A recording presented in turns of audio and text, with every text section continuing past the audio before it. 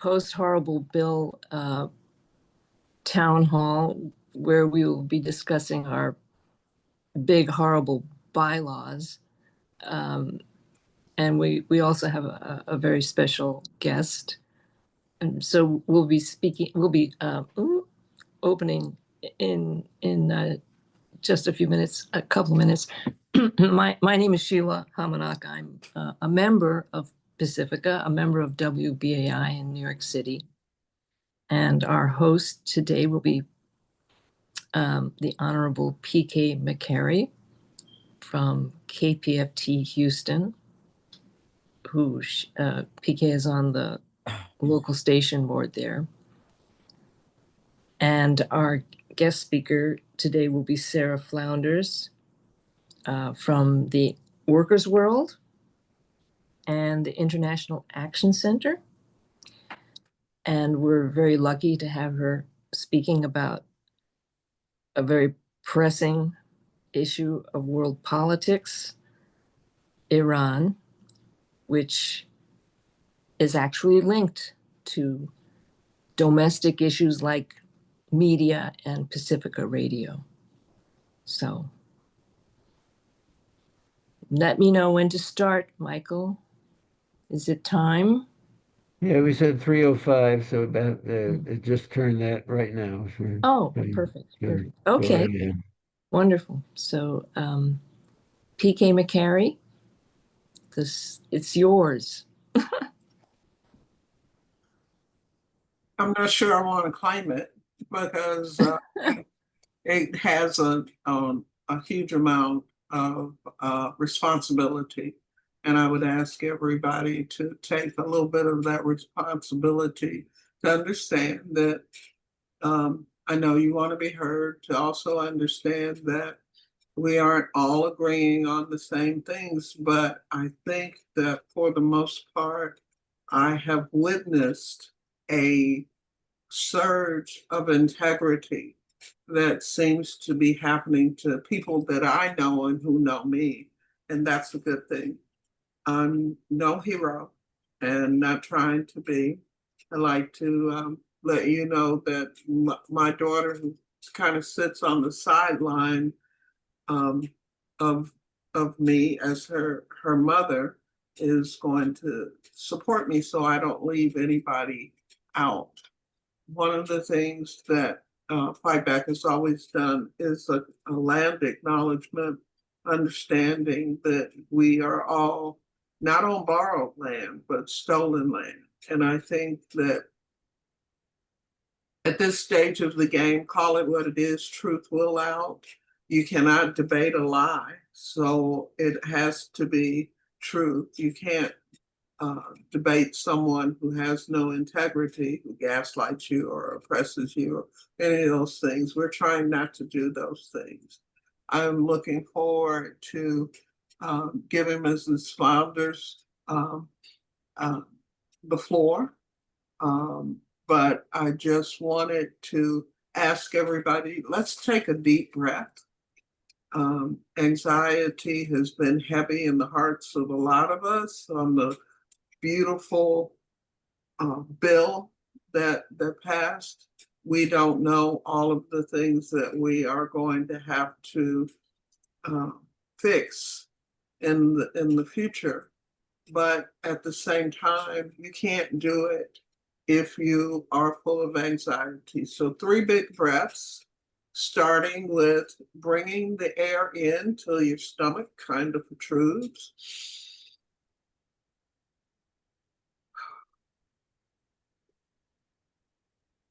And as you exhale, that abdomen should kind of fall back in place.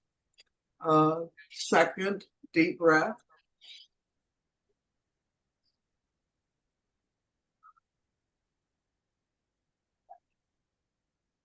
And that last breath, and hold it for as long as you can.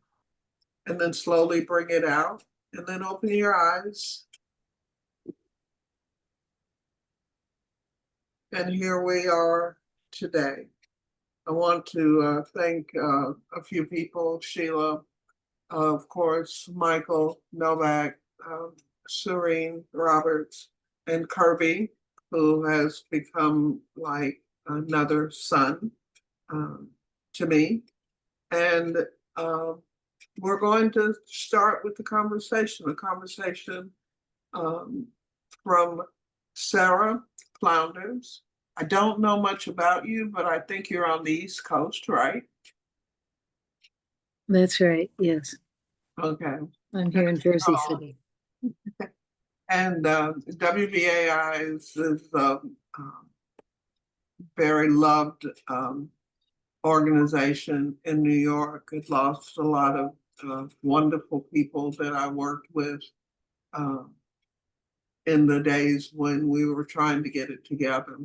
But I understand that you are going to give us a way to address what's happening in this country today and how media has an opportunity and a responsibility to challenge the things that have been going on right now. We need not just community radio, but a radio stations and shows that have integrity and are building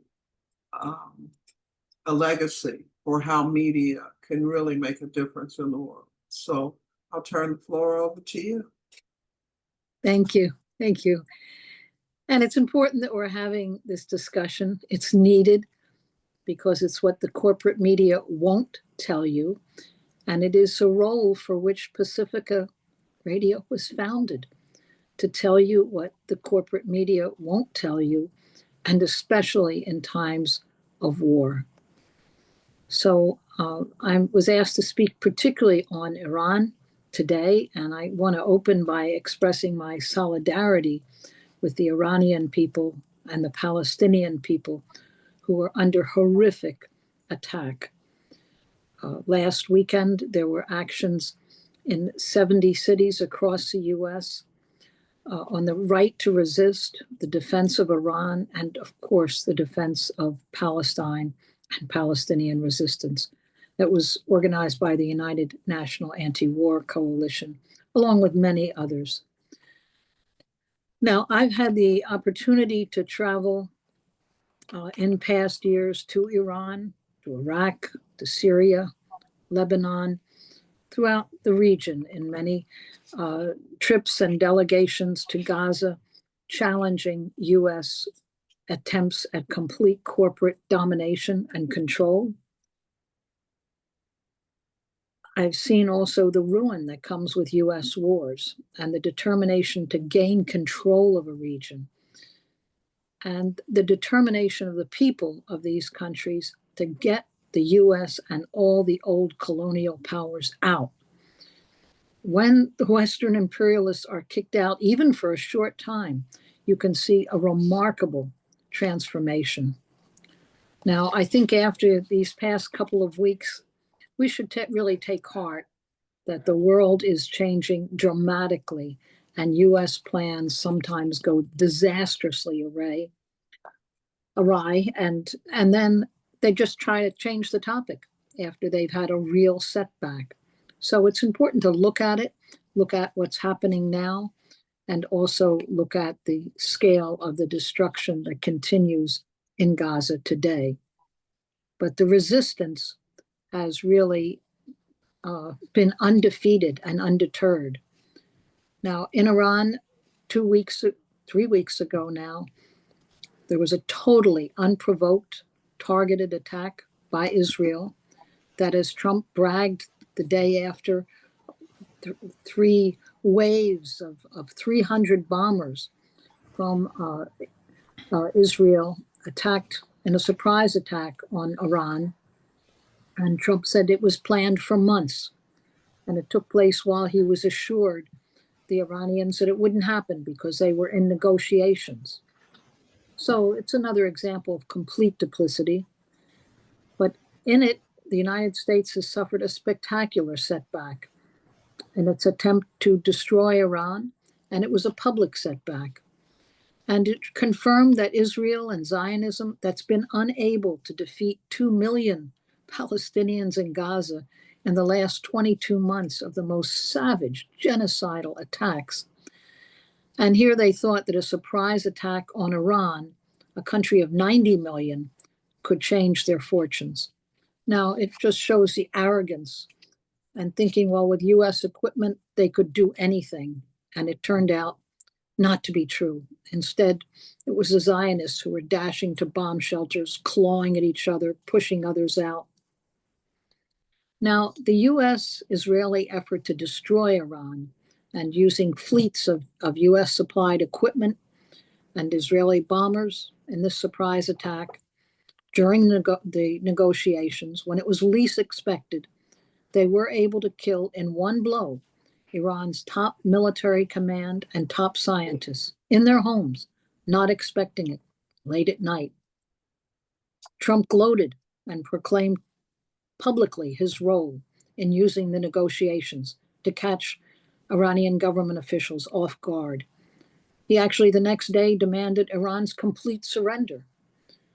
Now, instead, Iran in self-defense responded using missiles that they had crafted on their own that were amazingly able to break through Israel's Iron Dome, that they had bragged for years. They were untouchable. They were invincible. Suddenly, they were cowering in the bomb shelters, clawing each other, barring the door to African and Asian workers they had brought in to replace the Palestinian workforce. They suffered one blow after another as the Iron Dome wasn't able to stop the responding Iranian missiles coming in self-defense. And as Israel bombed Iran, Iran was able to hit back, hitting major fuel centers in Haifa, the stock exchange, the ports, military targets. It showed Israel was not untouchable. Netanyahu openly pleaded with the US to intervene. And again, in full duplicity, Trump said he would consider it and respond in 2 weeks. And that very night, he sent B-2 bombers.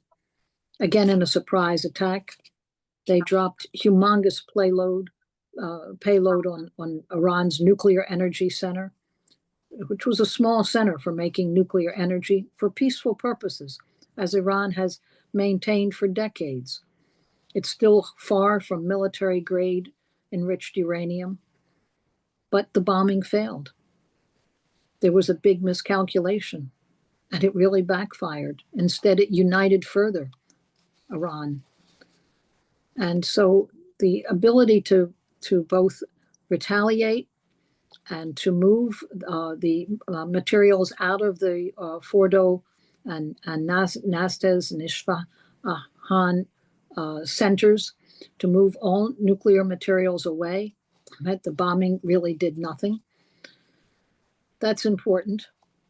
The Fordo enrichment site is buried under a mountain, and even US B-2 bombers couldn't destroy it. Now, this past March, we should just be clear, the vast US intelligence community, the largest in the world, had assured Congress that Iran was not in the process of building nuclear weapons. And a conclusion that was also reached by the very compliant International Atomic Energy Agency. Nevertheless, Trump ignored all this, and when challenged, the Secretary of State, Rubio, simply said, intelligence is irrelevant. So they've spent tens of billions of dollars, US taxpayer money, for the biggest intelligence apparatus on earth, and then they dismiss its findings as irrelevant when they want to make a war. But the fact that it failed sends a message around the world, and especially in the global South. Every country is looking at this. It means the US is not all-powerful, and its weapons are not omnipotent.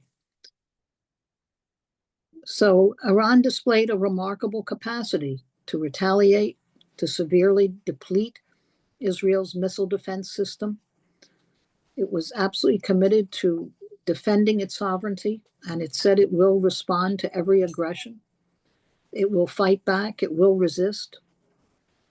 So what is this hostility, this deep hatred that the US has for Iran Why do they again and again seek to use their proxy, their pit bull in the region? That's what Israel is, as a way of attacking Iran, spreading the worst propaganda about Iran.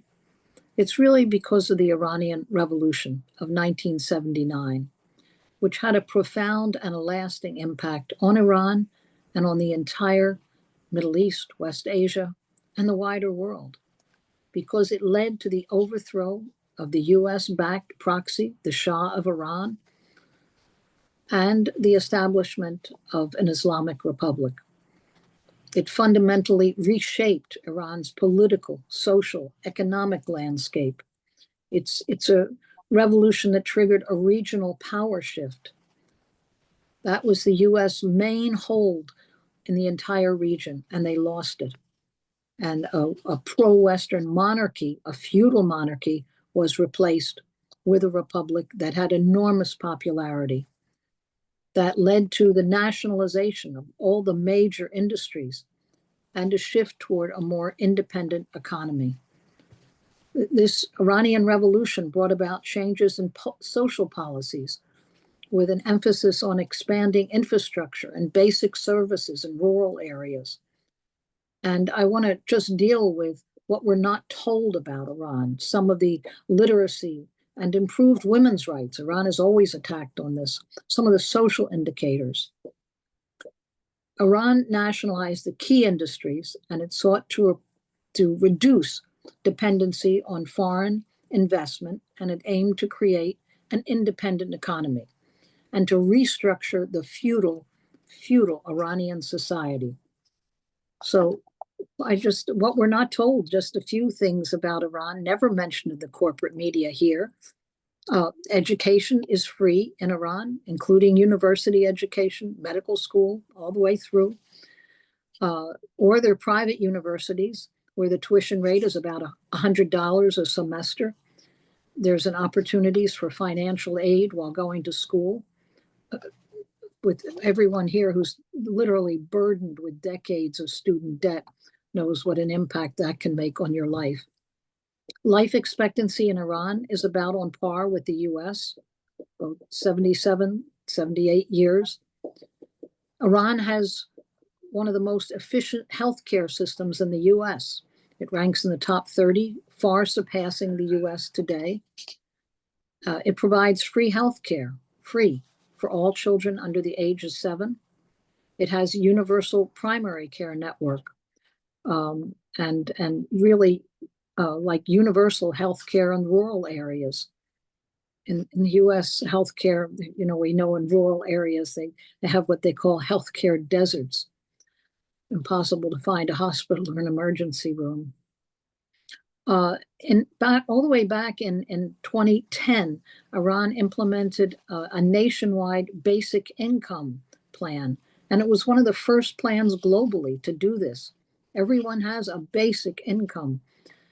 It's been internationally applauded. It's never discussed in the media here. And there's also, by the way, a very important HIV prevention program. Drug use in Iran was decriminalized. The policy is instead focused on prevention. And we could compare that to the criminalization of drug use and its punitive aspect in the US, where it's really fills the privatized healthcare system that profits from targeting poor people. I want to say something about women in Iran, because always that's really a mantra that somehow US intervention is going to save Muslim women. And it's really tired BS, because it's US wars that destroy the lives of Muslim women for decades all over the world. But literacy among women in Iran prior to the Islamic Revolution in 1979, literacy rate was under 40%. And literally within a decade of the revolution, it was all the way up into the 90%. Now there's full literacy. Female students in universities outnumber male students. For over a decade, that's been true. In the science and technology, engineering, math graduates, 70% are women, 70%. That exceeds the US level. professional and doctorate programs. 58% of students of Iranian professional doctorate programs are women. And participation, I have really these figures from almost 20 years ago, that women hold 27% of the ministerial posts. There were, at that time, 1,100 female judges, 25% of managerial roles in government, and that is increasing now. It can be very difficult to get translated into English, some of the more current figures, but they continue to be pretty impressive. Hi, Sarah. This is really great information. This is the invisible voice from behind the screen here. Okay. We're wondering if we could get to some Q&A, because there have been some questions in the stack. If you wouldn't Okay. taking a few. All right. I'll try to wind up then. I could talk about maternity leave, which is really incredible, and free maternity cares, labor protection, which is really also very effective. Gender affirming treatment has been legal since the 1980s, and the government subsidizes surgery, hormone therapy for trans individuals who have to be at least 18 years old. But it's quite an extraordinary program. There's an expansion of basic social services. And so much was based on the redistribution of the land and the revolution that took place at the really base level. A lot can't be finished or concluded because US sanctions are so extreme and severe on Iran. And it has made changes in the countryside that were huge, very difficult to do the backup that's needed. But for the landless and near landless peasantry who had been in feudal bondage, really serfs tied to the land, there's a complete change. So this is the reason that the US hates Iran, wants to destroy Iran. They want those nationalized industries of oil and gas, banking, automotive industries. These are nationalized industries. They want those profits here for themselves. So the ability of Iran to survive has regional implications. I could go on talking really about the Iranian Revolution, but I do want to, you're right, give time for the Q&A. And maybe we can come back to some of those things also. So thank you. I appreciate this. One of the things that I would like to do and see is that how can we have these questions, because I'm sure that there is some historical context to what you are saying. And I thought about it because I did a photo competition called 1000 Kalima, Kalima being the phonetic way of saying 1,000 words. And I did it with the King of Jordan and a young man who was still in college. And the thing that was happening in Iran in 1979, I think, when the embassy was taken over by a group of young people, actually, what they did for me from a historical context is that young people across borders, generations, and ideologies begin to gather in conversation circles, classrooms, community centers, and faith gathering that weren't seeking vengeance, they were asking questions. So I think sometimes, like Zora Neale Hurston said, in their eyes were watching God, that they're years that question and years that answer. My first question is, which years are we in? But number two, how do we take the things that did work and use them for us as media people, as a system supposedly of community media, that it belongs to the people and that they deserve the truth themselves? How do we take the historical part that you're talking about as to why we're doing what we're doing today? And then others, you can raise your hands and piggyback on that. I would like for us to take this discussion further than it could be together. So raise your hands and let's get this party started. Is that okay, Sarah? Yeah, sure. So So, historical context, I'll wait to see a few hands or, yeah. okay. And we could take a question from the chat. There is one question when we were talking about the women in Iran. A question was, how are the guys? Okay. What guys? What how are the gays treated, not the guys? Oh, Miss Reed, my fault. All I know. I don't know if you have an answer to that. Oh, all right. I didn't know if we were taking a few questions or I should answer one. Is everyone familiar with the hand raise? I see James Bryan raised a hand, and I saw Yeah, Teresa. James Bryan and I Teresa had a hand saw up physically. Teresa raise her hand. Teresa, I think is first. We'll come back to that, Kirby. Well, this is Donna, and thank you for asking my question. Just want to know what the homosexual attitudes towards homosexuals are. Okay. I think on both of these things, now we're talking about a very different culture than in the Sure. US. And I don't want to say everything is great. It's not great anywhere, and especially not right here. I do, and I described a little bit in terms of transgender and it being free and accessible.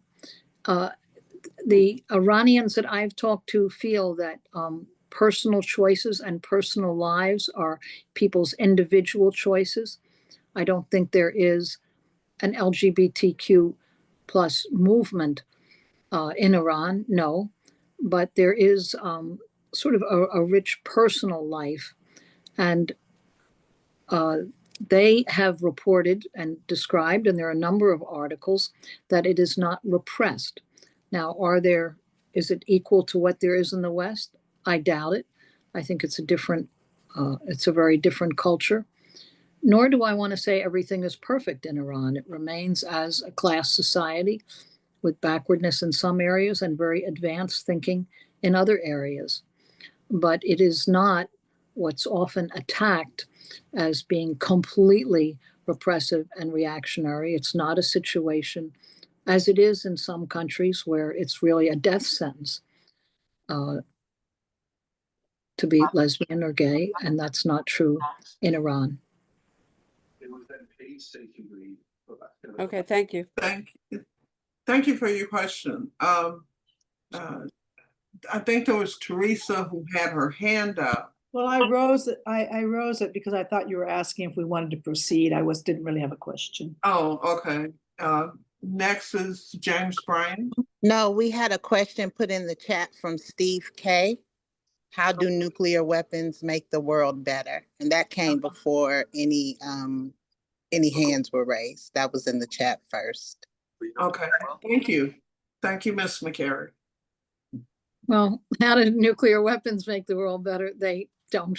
The US is the only country that has ever used nuclear weapon, and they have twice, both Hiroshima and Nagasaki, and whole books have been written about the constant threat to use nuclear weapons by the US. The only country in the world that does not refuse first strike of nuclear weapons. But on Iran does not have nuclear weapons and has again and again said their plan is not for nuclear weapons. They, as countries all over the world, need nuclear energy for industry, for medicine. You can't really have modern medicine without a certain amount of nuclear energy. And that this is what they have a right to. Every country, as the UN guarantees, has a right to nuclear energy. The US has always used the nuclear threat. Iran is going to develop a nuclear bomb as a way of stopping all funding of Iran's efforts to build oil and gas refineries, which was its real source of wealth. If it could only sell raw, unrefined gas and oil, it remained in a colonial position. And so the determination of Iran to build oil refineries and to export refined gas products and petroleum products. There was an all-out effort to stop that. And the excuse was nuclear weapons. That was the excuse for sanctions, for intervention, for declaring no country could buy Iran's gas or oil because they were developing a bomb. It's a complete fiction. And it existed. The fiction existed because there's a fear, rightfully so, of nuclear weapons. And Israel has quite a number of nuclear weapons. A whole secret plan that the US developed with them. It's not even secret, it's a known fact of Israel's weapons. Actually, Iran is surrounded by countries that have nuclear weapons. And not only the US, but of course, Russia and Pakistan and India and Israel. A number of countries do today. But Iran does not. And it's always used again and again as a charge against them, a fictional charge, to stop every level of development and to seize control again of Iran's resources. Hope that. Thank you. Does that answer your question? If not, James Bryan is next, Darren. Yes. Okay. Yes.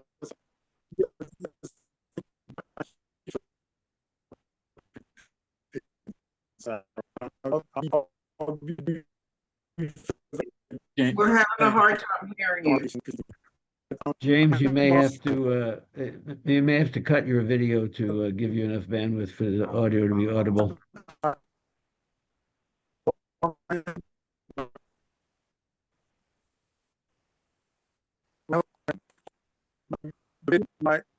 My feed, I might need to stop the video.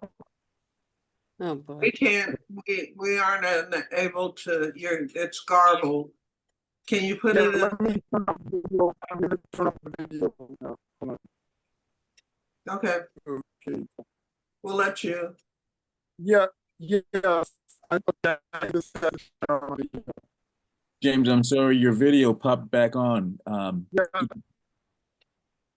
Could you try that again? You're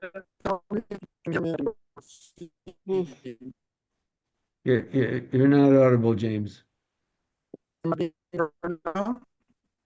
It still is garbled. Yeah, still garbled. Garbled. James, cut your video or put the question in the chat. Why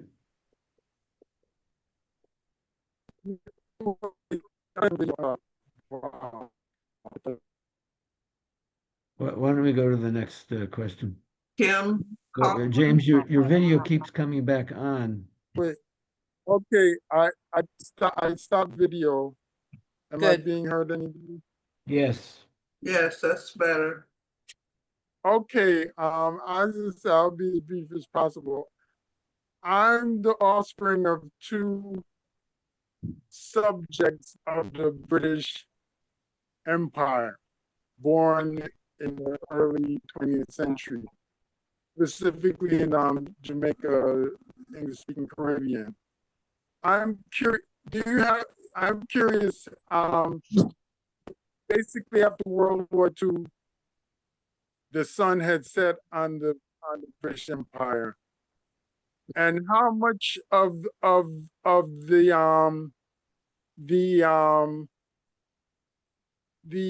mischief and coup activities was about controlling Britain trying to control the unraveling of its empire around the globe. Good question. I'm glad we took the time. Me To too, hear it. James. Thank you. Yeah. Okay. Yeah, the sun has set on the British Empire, and Britain tried to keep the illusion going by completely tying its fate to US imperialism and the US empire as their like co-junior partner. And that's been true in every US war. But now the sun is setting on the US empire. It's unable, even in its weapons, to carry out its plan. In its economy, it's no longer the main producer. And politically and diplomatically, it is sinking. And things like BRICS and the Belt and Road and all different trade alliances of the global South are today a larger part of the global economy. But a setting empire doesn't mean it's any kinder. The US in its death throes, and Israel certainly, is an example of just how vicious, how absolutely genocidal they can be, and they are being. Will they bomb civilian populations? Yes. Will they attempt to destroy entire economies? Yes. Will they do everything they can to sow confusion and chaos? Yes. That is the US and earlier the British plan, that the colonial conquest takes place through looting existing economies, ruining them, and enslaving people. So that's no different today. But as we can see how in Gaza, and as we could see with Iran's ability to hit back and actually break through the Iron Dome and hit targets within Israel, no longer all powerful. So things are changing, and we should take heart in that, in my opinion. So thank you. Kim Kaufman. Hi. First of all, I have no idea whether Iran has or has been having a nuclear bomb program. However, I think it's obvious to everyone that those countries who have nuclear weapons do not get attacked by the US or anyone else. I mean, Ukraine gave up its weapons, its nuclear weapons. Libya gave up its nuclear weapons, and they both got attacked. So I think we need to take that into consideration about what Iran might want to do in order to protect itself, not necessarily be aggressive. Also, I had a friend, an acquaintance, who was from Iran. He was not only gay, but a dancer. And dancing was not allowed in Iran. This was some years ago. And he just said he was tortured and he wouldn't even speak about it. It was still too painful. And it didn't seem like a very open society or friendly to this gay person who wanted to be a dancer. So that's just one anecdote, and that's it. Okay. Sort of two different questions. I'll try to deal with both as best I can. No, they're just comments. I mean, they're not really Okay. questions. They're just my observations. Okay.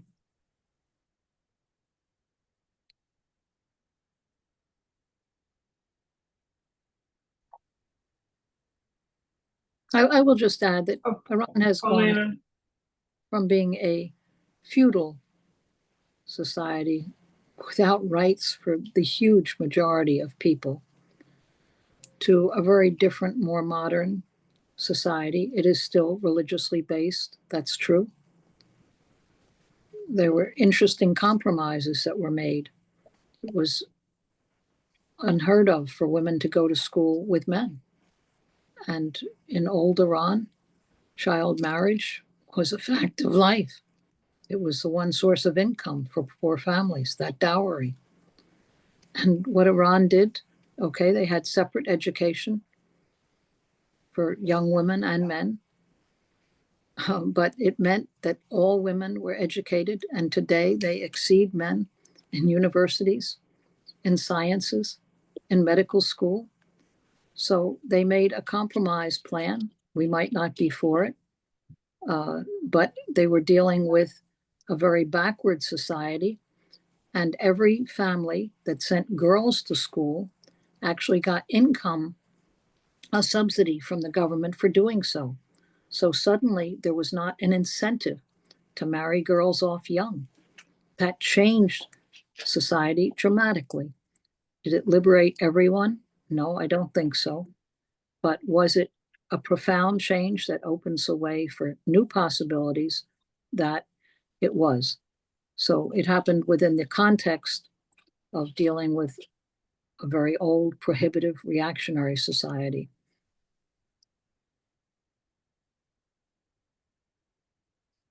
That's We're a little over time on this section, so maybe we could hear, I see a couple more hands. Maybe we could take the last two comments or questions and PK, you're muted. I was saying, yeah, the last two, Alan, Drina and Polina. Polina, you will be next.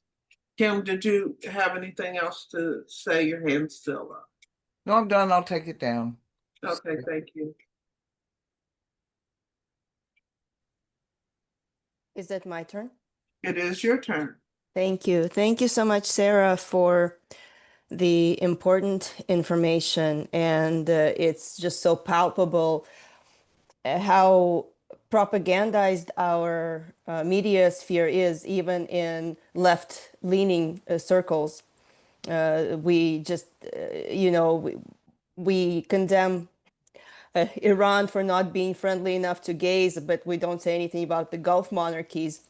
I know I have colleagues, journalists who have just been to Iran very recently, right before the brutal attack by Israel and the US. And they were filming on the streets of Tehran, and you saw women with their hair not covered. They didn't seem to be harassed. About 30–40% of women you would see on the streets were no longer wearing a head covering.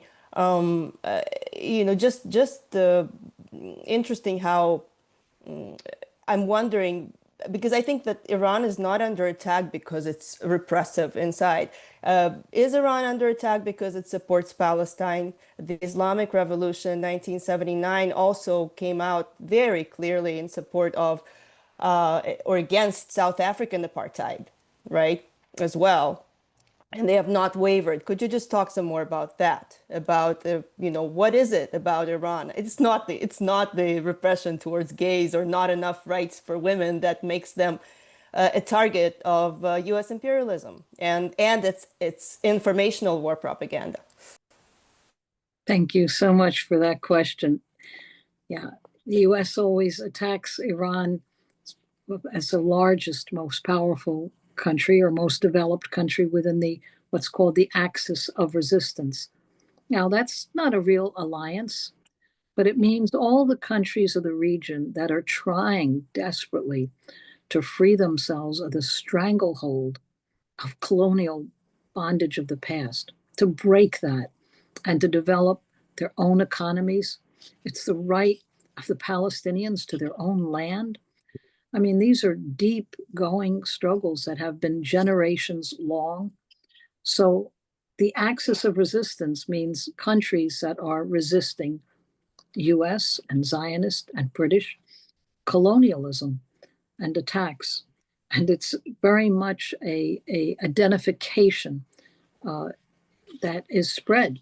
And it is why Iran is looked to and is an inspiration throughout the entire region, because it shows what you can do in terms of developing a modern economy, what it means when you even can control your own gas and oil and raw materials. That's a huge change. And without it, we saw what the US did to Iraq. They shredded it. What they have done in short order, once they were able to overturn the government of Syria, literally how to shred and set people against each other. That's the only way they can control. And what they did to Libya, the most advanced, developed, richest country of Africa, and instead have reduced it to slave markets, to complete underdevelopment, to warring clans. This is what they want for the region, because then they can control and rule. And every country that seeks its own development and sovereignty. But now they do have a whole new relationship. There are new relations with China, with the Belt and Road, with Iran as part of the BRICS countries. In terms of trade, Russia and China, but the whole global South. Iran is in a pivotal position on the Persian Gulf and right down to India. In other words, that oil no longer goes to the US, no longer goes to Western Europe. It goes to the development of the global South. So big changes are happening, which the US can't stop. They thought they could stop it if they could just bring it to ruin and then go in and replan it all.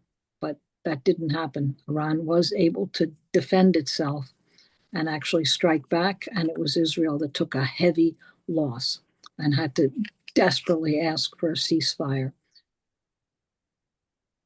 Thank you. Alan Draynon, Okay. where is Yeah. that music coming from, please? Okay, thank you. Or is that a timekeeper? Is that a time thing? Yes, yes, when you hear the music, yes. Okay, all right. Okay, I was okay. just making it sure. Okay, I will be quick. Yeah, Ann. all right. Thank you for being here and explaining what is happening in Iran. But in a few words, because we don't have that much time, can you just explain the difference when Libya was attacked and Ukraine was attacked?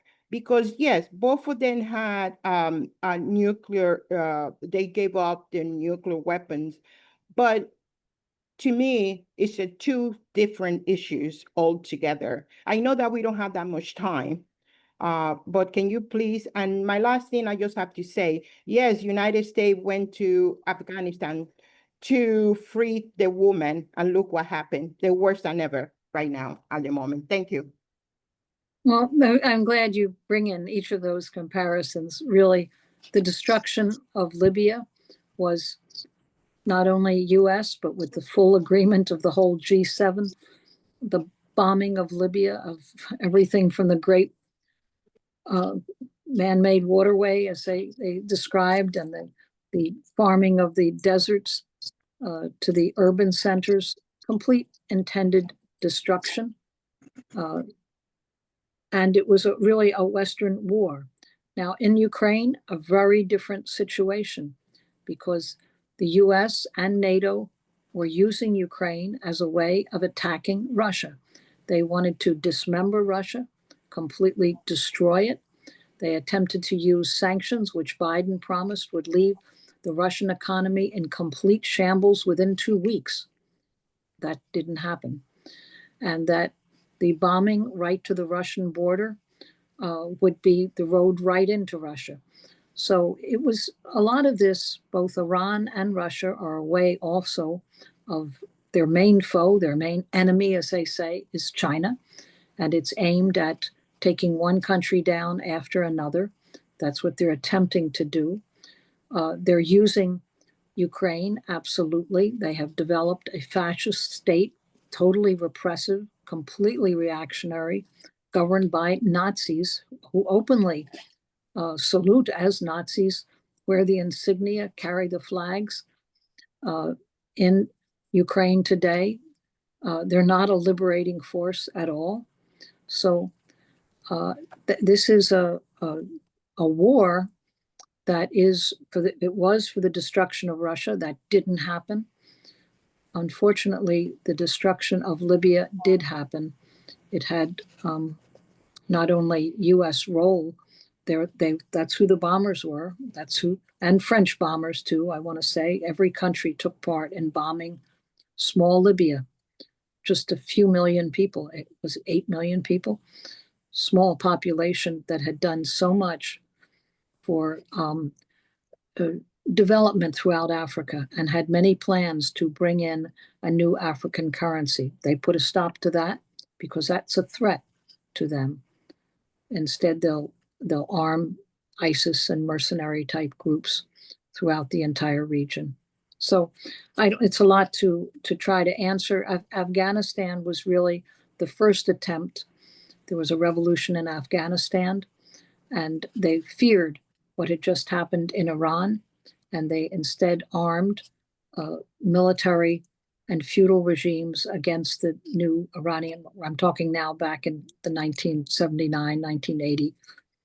And the basis of that continued with a country torn apart by US armed groups.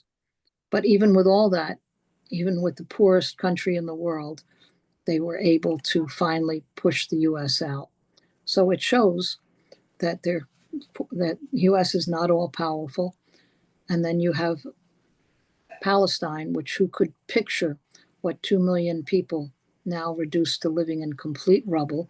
And yet today, again, there were 5 different attacks by resistance forces that took out Israeli tanks, armored personnel carriers. There's death of IDF soldiers every day. Or you can see the chant that arose even in giant music rallies in Britain, where they say, chanted death, death to the IDF. And a performer for daring to say that was absolutely canceled from every form of media. So there's 2 movements in the world today. There are movements that side with liberation, and there are very powerful militarized forces that attempt to destroy it or determined to stamp it out. They have not succeeded in breaking the demonstrations in the US, even on every campus, although they shut down the encampments. So I think we need media that covers what the people's movement is doing. That's why Pacifica was created. We need more of those coverage, lots more of those voices than just my voice today. Thank you for giving me this time, but just think on all these stations, if you were hearing from just thousands of people who are millions of people around the world are able to speak to each other on the internet, all those voices should be on Pacifica, on all kinds of programming, and instead they're programmed off. They're not allowed in. So to those of you who continue to resist this, I want to really salute you because you haven't given up why Pacifica was created and why people's movements survive even in hard times. Andrew, I saw your hand after we had said only 2, but if I'd hate to, you've waited patiently. You came last though. Go ahead. Can you ask Miss Sarah a question? Yes, how much time do I have? 2 minutes, 3 minutes, and then 1 minute. 1 minute. Sarah has to leave at 7. Yeah. Oh, okay. 2 minutes, 2.5 minutes, because it's almost. I put my question in the chat a long time ago, so leave time for me, please. Yeah, Eleanor has a question in the chat. Free sex change treatment rather than full acceptance of gays, question mark. I'm not sure exactly how to translate that, but earlier Sarah said that there is people who need sexual gender conforming surgery are getting it in Iran. Yeah, I'm sorry, but because I thought it was kind of the first question that was in the chat. But Andrew, anyway, wasn't it? Yeah, let Andrew give his question. Yeah, I guess let he Andrew does have to leave. All right, thank you for the time here. This is a question for this town hall, a general question for the organizers here.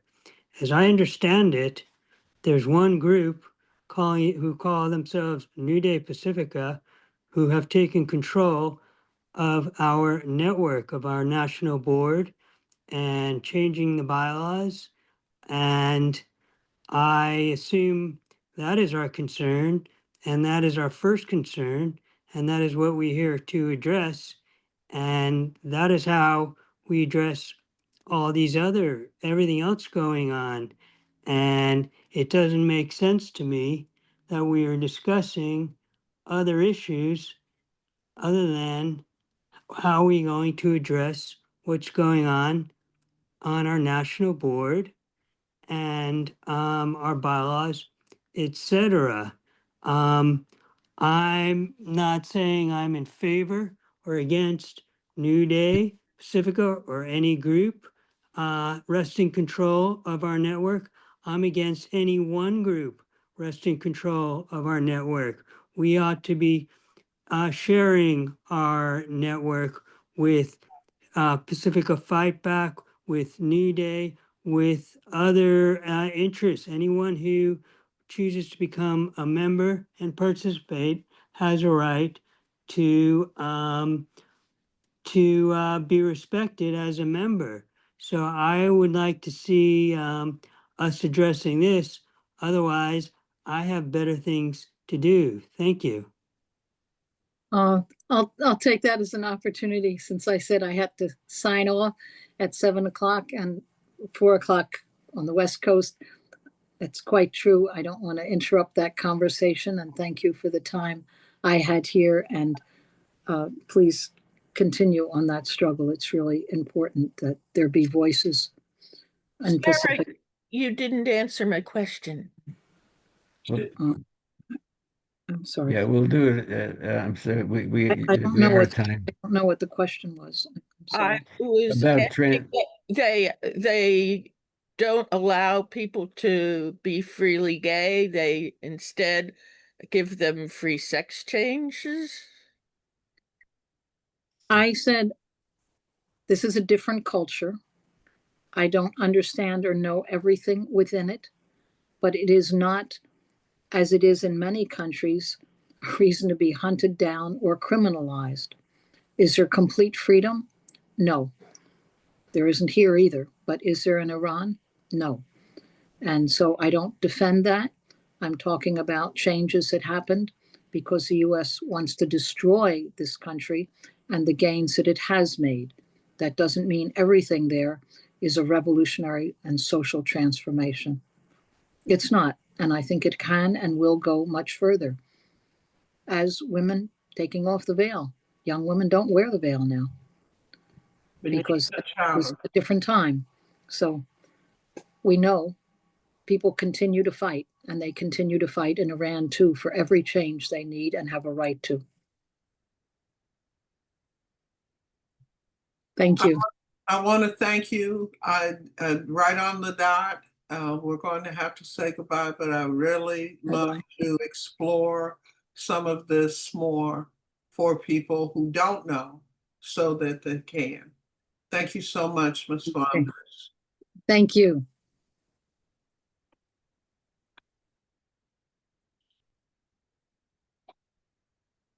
Indulge me just a minute, because I think that Andrew raised a question that is about where Pacifica wants to go. So I was going to ask you, Michael, actually, if we could a little bit address what has been happening and what we are up against right now. Because Andrew said something that kind of stuck with me, is I pay to be a member, I show up, okay, I don't agree with New Day, but I'm not trying to take over. And I think that that is something that is problematic.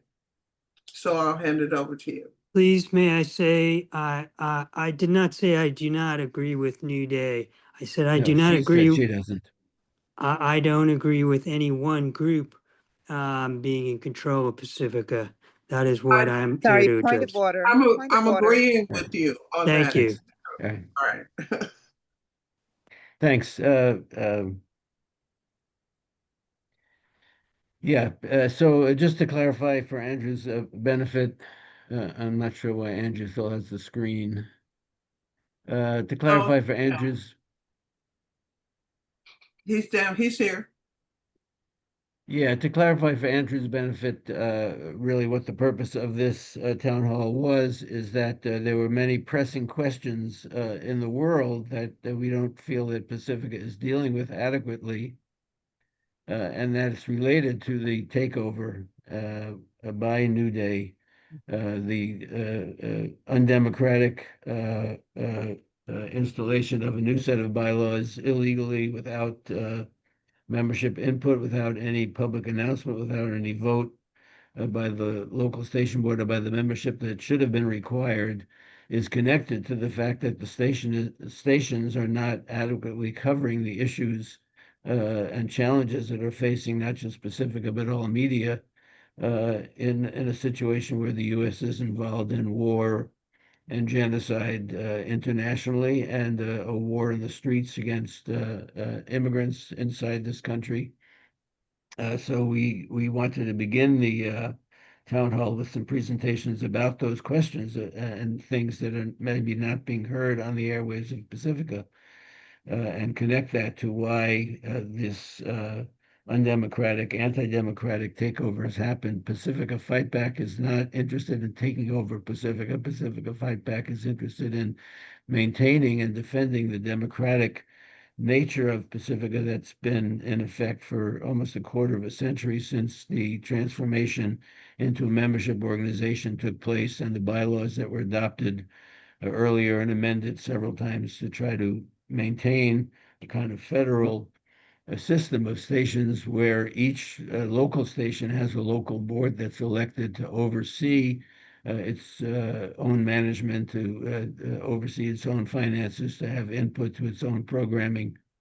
And then collectively, those stations create a national board that oversees the entire process.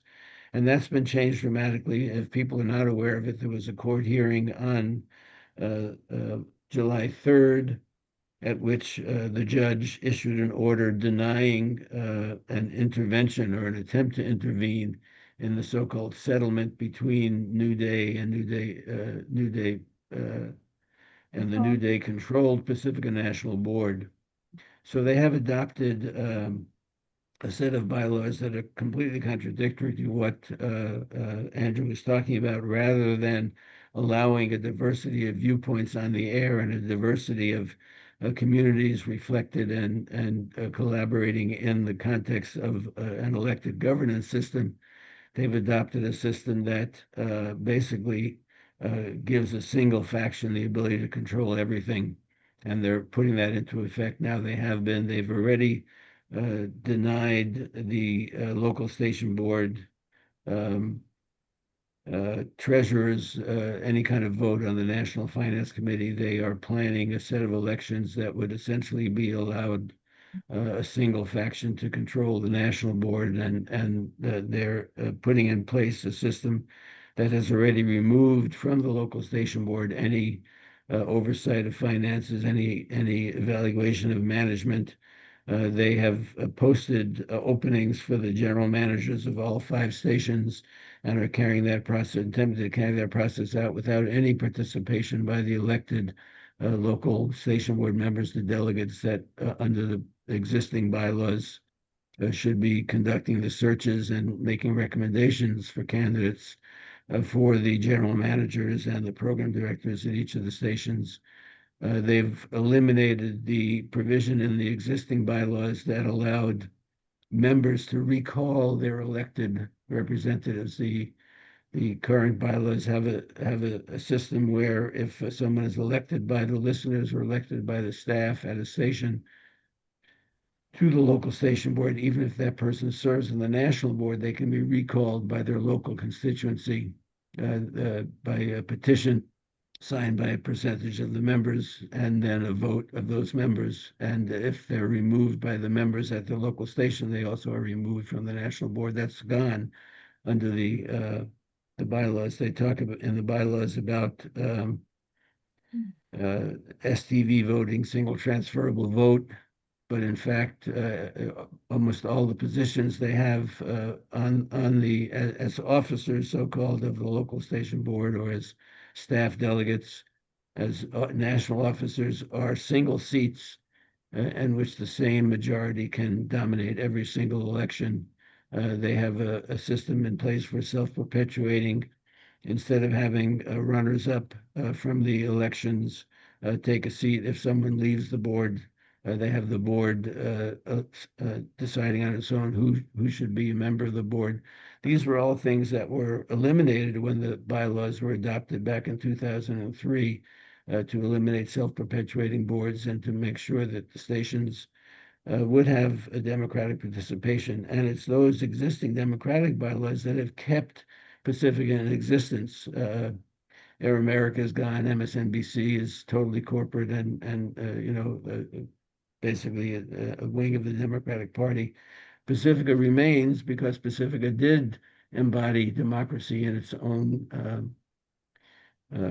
proceedings, and Fightback is committed to trying to maintain that, to restore that, and to also fight for diversity and an anti-racist and anti-war Pacifica. Pacifica was created by pacifists, by war resistors, and to see programming now. I know that people might be aware that I was the interim general manager at KPFK, and prior to that, I was the chair of the local station board. I served on the Pacifica National Board. When I was removed at the end of last year, the station began to eliminate all the locally produced grassroots programming, local community programming. They've continued that process. Most of the programming on KPFK now is either nationally syndicated or comes from KPFA, and that is what they're planning to do with the entire network. It's very, very clear. It's very similar to what happened with WBAI back in 2019 when they shut the station down and piped in what they called Pacifica across America. And they're doing the same thing to KPFK now. We have the KPFA News. We have Ian Masters from KPFA. We have Mitch Jeser's repeated. We have nationally syndicated Tom Hartman and nationally syndicated Democracy Now! In November, they eliminated almost all the local grassroots environmental programming just in time for the environmental crisis that hit Los Angeles with the fires in the last few weeks in the midst of the attack on migrants here in California. They eliminated the Spanish language morning newscast. They eliminated the program hosted by the executive director of BAJI, the Black Alliance for Just Immigration. And this reflects what is in store for all of Pacifica if these bylaws are allowed to remain in effect, which is to say it's an attack on diversity, it's an attack on dissident voices and on deep, incisive anti-imperialist analysis. It's an attack on the voices coming from self-determined communities and solutions to the problems that we face. And so I think that there's a connection between what we're hearing about the U.S. Approved and waged war on Iran. Israel would not have attacked Iran without U.S. approval, and then that was demonstrated by the fact that the U.S. followed up with its own attacks on Iran. And yet on KPFA and KPFK, we're hearing Ian Masters talk about how he supports a regime change in Iran. And essentially agreeing with the Trump administration. Those are not appropriate voices for a network that was founded by anti-war and opponents, and that provided for decades, even before the democratic bylaws were in place, carried people critical of HUAC and people willing to speak out as open communists. Those things are not that available here any longer. And that's the prospect that we're dealing with. So in that court case, there was an attempt to intervene. Essentially what happened is that New Day, as Andrew implied, took over control of the national board and reached a settlement with itself. There was an attempt first called the Pacific Restructuring Project to change the bylaws to centralize the foundation. That was defeated. And then New Day came back with another set of bylaws to achieve the same thing. That was also defeated, but they claimed victory, and the leader of New Day started to inform vendors for Pacifica that she was in charge and to direct their proceedings to her. And so at that point, the Pacifica Foundation sued New Day to prevent that from happening. But over the course of the court proceedings, even though the judge ruled that the defeat of the New Day bylaws was certified because the staff did not vote to accept it and the staff's vote was required. They kept the proceedings alive. Eventually, they took control of the national board and reached a settlement with themselves. Very unjust method.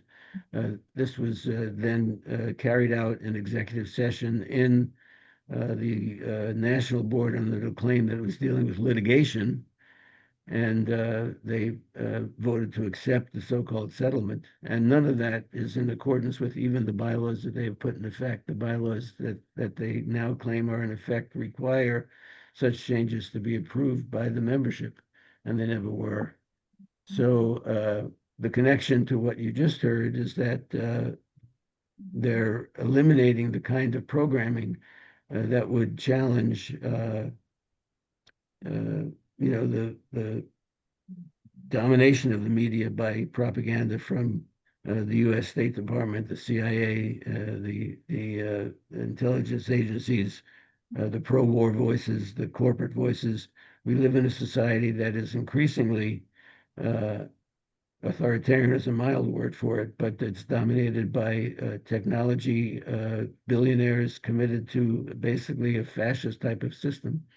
And for Pacifica to yield to that, to essentially accommodate itself to it by centralizing and eliminating the kinds of programs that they have eliminated and more to come, is why we're here today. And we do hope that we can have a full discussion for the rest of the hour at least, and maybe beyond,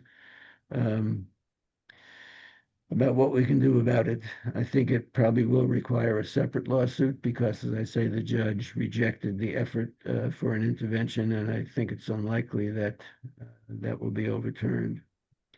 So I see a bunch of hands up. Maybe you can go back to PK to start taking questions and discussion, and I'll come back in a couple of minutes to talk about one of the initiatives that we began from the last town hall, which is the Defend Media working group has become the Ida B. Wells Media Defense Coalition, and find out more about that in a couple of minutes. Thank you.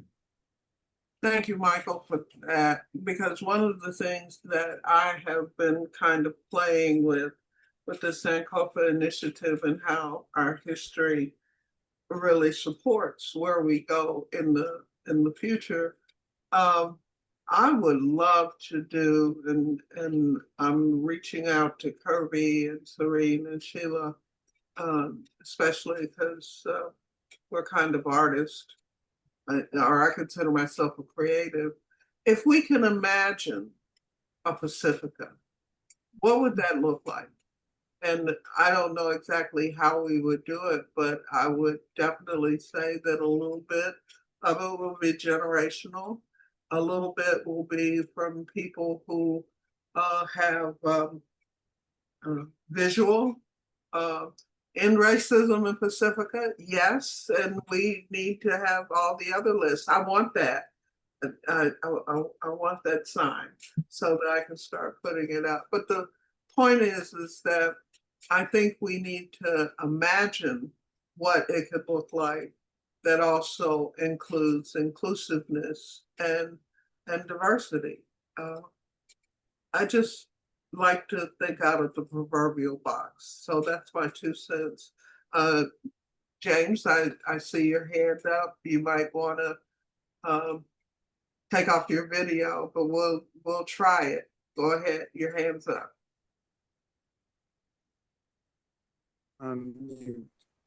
Yeah, yes, I'm being heard okay, I hope. Am I being heard okay? No.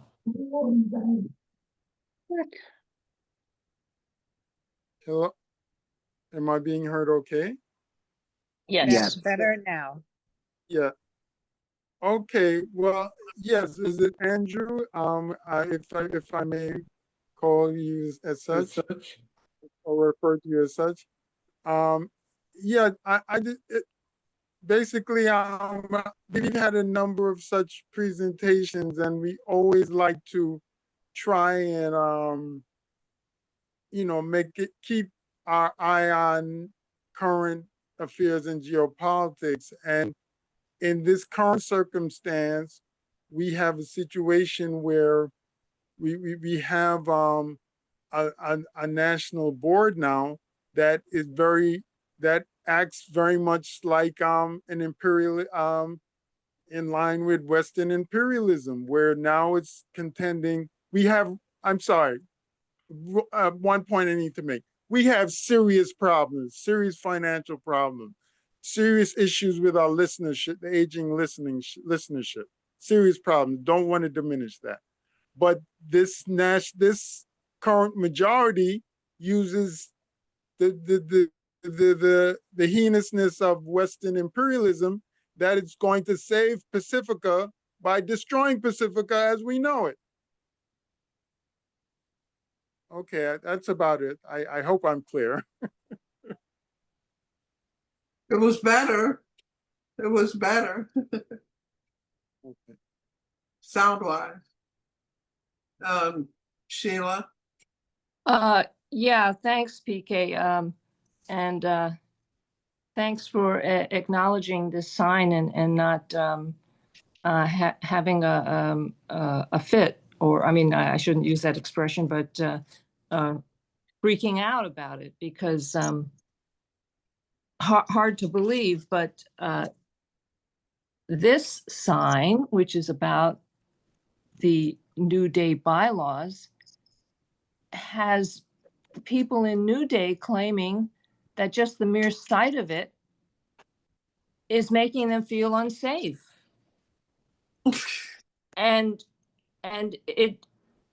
why is that going on? Well, there's a liberalism can often be fascistic in its own way, described as being really beneficent, but being exactly the opposite. And what Michael described before is here in a so-called liberal network is the practice of institutional racism, where you have people who would never, ever, ever, ever use the N-word or the J word for Japanese people, but they will take those programs off the air, or they will just, like at KPFA, only have one show for Asians in a city, in an area that's a third Asian. And they have certain practices that their little games they're playing in their board meetings. If you attend them, you will see things going on, which are very manipulative. For example, they don't want to have in-person meetings. Why? Because they don't have a mute button in an in-person meeting.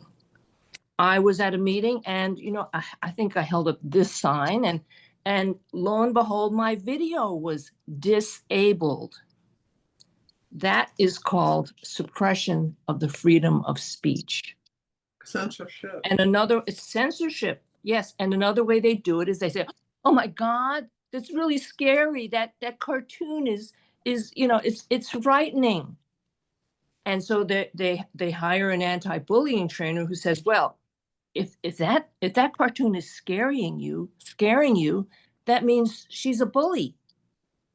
And bullies had better put down those cartoons that are scaring people. Doesn't that sound like Columbia University?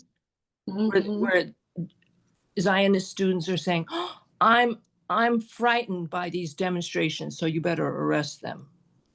You better get them off the university and you better deport them because I'm scared. Okay, so the same thing is actually going on in Pacifica.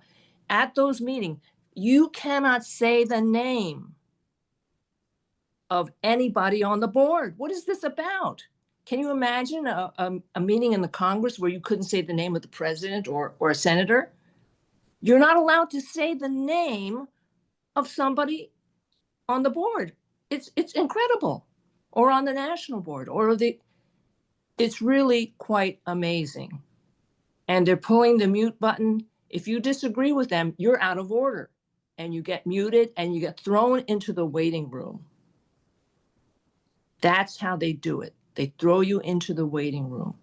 And this stuff is going on because very few people attend local station board meetings or national board meetings. And this is how they are bullying their way into control and maintaining control over the network. And you have to go through these bylaws with a one of these a magnifying bubble to read all the lines in it to find out what's going on. So, and by the way, Mr. Ian Masters, Mr. Regime Change in Iran Masters, who has 9 hours, one white guy gets 9 hours, and Asians only get 1 hour on KPFA.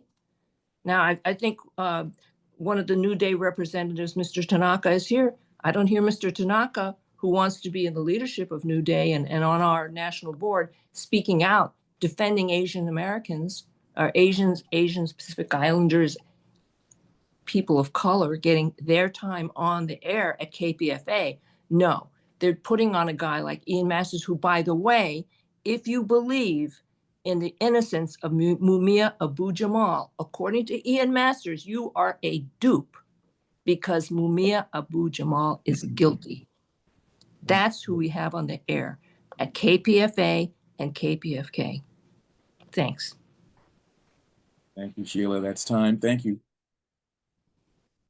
Kim, The thing that I find kind of the most troubling about these so-called new bylaws is the PNB faction, now known as the New Day faction, have claimed that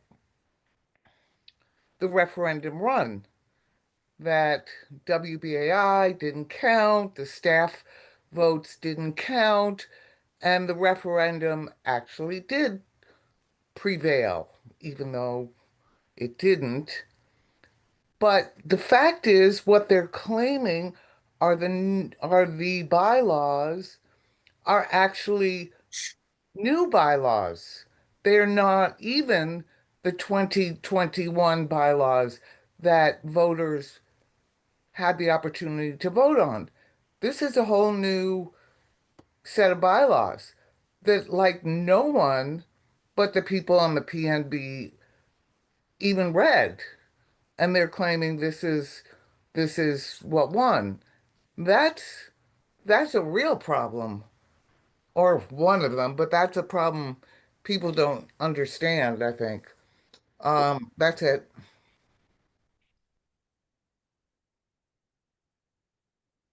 Tom Voorhees. Hey, Tom, how's it going? Got Elizabeth there? Yeah, No. it's going. I didn't think I see was. I saw Kim there in the second thing, so I'm sorry, Elizabeth. I would never, ever forgo you. It's just that Kim was in the second slot and she moved over.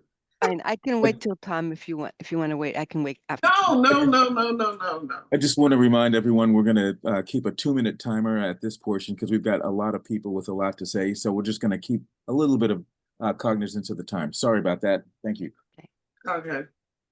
Okay, we're discussing the bylaws, but here we should really get to the nitty gritty. The whole issue is free speech, right?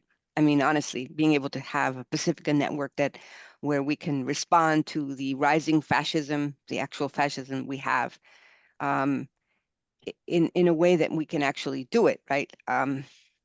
The way that we function internally as Pacifica has been, so fraught with authoritarianism so far. By the way, the KPFA, for example, listener station board has been initiating a lot of the model that this new bylaws thing is, I mean, just the issue of the ethics committee, the so-called ethics committee.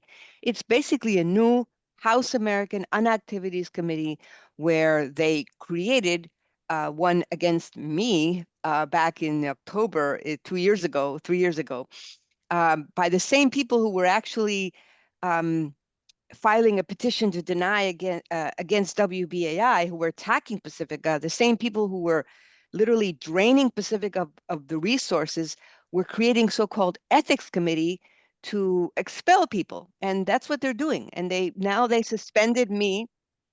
Sorry. No.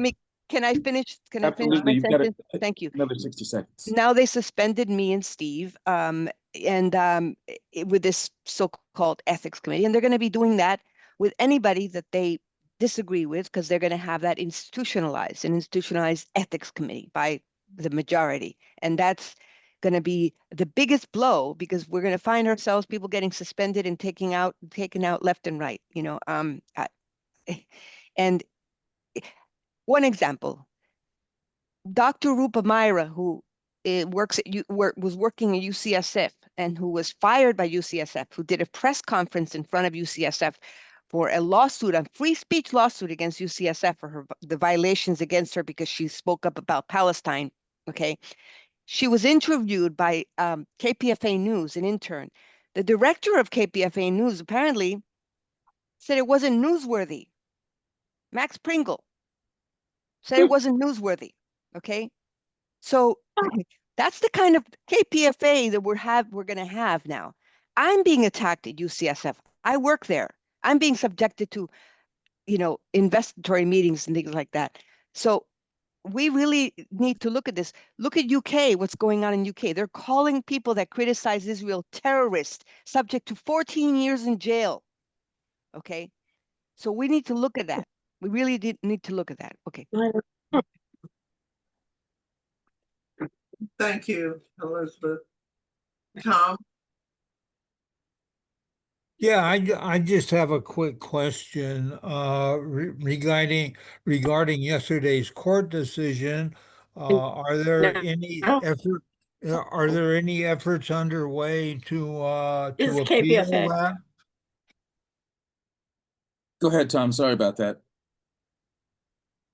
Yeah, regarding yesterday's court decision, are there any efforts to put an appeal together for that? Do we know? I believe the interveners are trying to figure out an appeal. Basically, the intervention was presented pro se by one of the interveners, and he had a brief chance to speak to the judge, but there is no current attorney for them.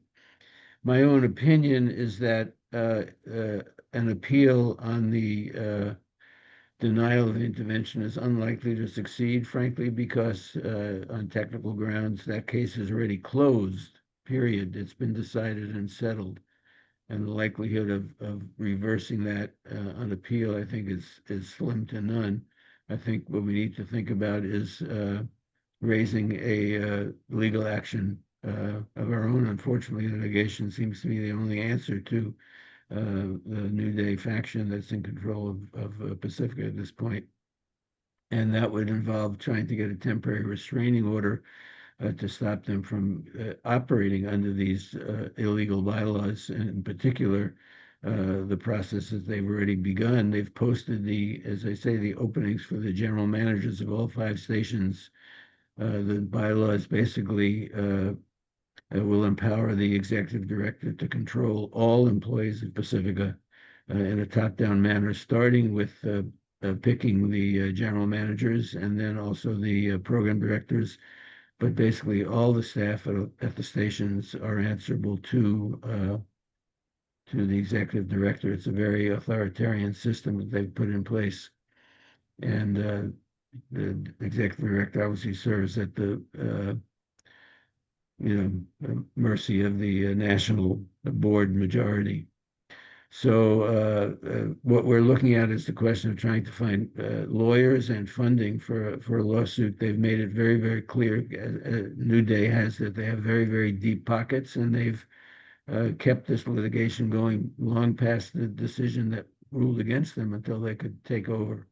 And even if an appeal would prevail to allow the intervention, they would come back with more. At this point, they have the finances of the foundation to pay for the attorneys. They replaced the counsel for Pacifica, Arthur Schwartz, with this guy Todd Gallinger, who is answerable basically to the New Day majority and to enforce this settlement. And what's at stake is really whether Pacifica will retain its independence and its ability to air the voices of opposition to U.S. Policies, whether Pacifica will be committed to an anti-racist and anti-fascist voices being allowed on the air. And that's been a contested terrain for 50 years or longer, 75 years since really Pacifica was founded. There have been attempts by the state to control it, to contain it, to have it be one more transmission belt. I think we saw on KPFA, they ran a fundraiser for the station that identified the station with the Voice of America. Voice of America is a propaganda operation of the U.S. government. It's not free and independent media. And that's not something we want to emulate. It's not something we support. So I think that if people have ideas about attorneys who might be able to take a case, if people have ideas about what kind of fundraising can be done, if there's somebody with deep pockets, if people have some ideas about how to break the stranglehold that Democratic Party forces have on the airwaves and on the boards at this point, I think that's what we're looking for out of this meeting. Thank you.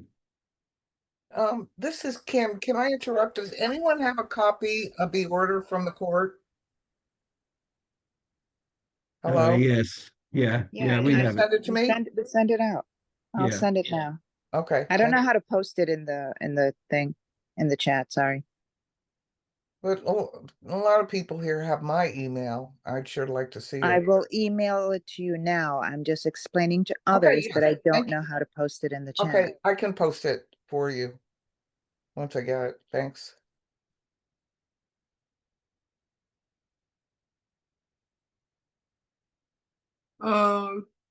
John. Tom moved over. John Raleigh, you're Okay, I just wanted to say I mean, it's just an observation, and that this does seem like lawfare authoritarianism here at Pacifica, and that this whole lawsuit approach to try to overthrow the democratic election results of the referendum is very Trumpian, and they're lying about their assault on the vote that came from WBAI and also other stations. It wasn't just WBAI that voted against the bylaws. And I think fundamentally there's a real problem with New Day and the factions that are within New Day, in that they don't understand really what solidarity is. They're not really cooperative. They've never approached these problems in a very cooperative way. There's a member of New Day who is in the KPFA faction of KPFA protectors, this Donald Goldmacher, who went to the FCC to try to get the license of WBAI pulled. That's right. He wanted to get it not renewed. And I mean, it's like his hatred or whatever of WBAI was so great that he would have deprived the network of that license. And you can't sell something that you don't have. If it hadn't been renewed, that it wasn't, it's not even an asset anymore. And in fact, we can't, the network cannot sell BAI while it's in the state of suspense on the license. And, this is a very classist movement, this New Day movement, and it's fundamentally anti-democratic. And that's it.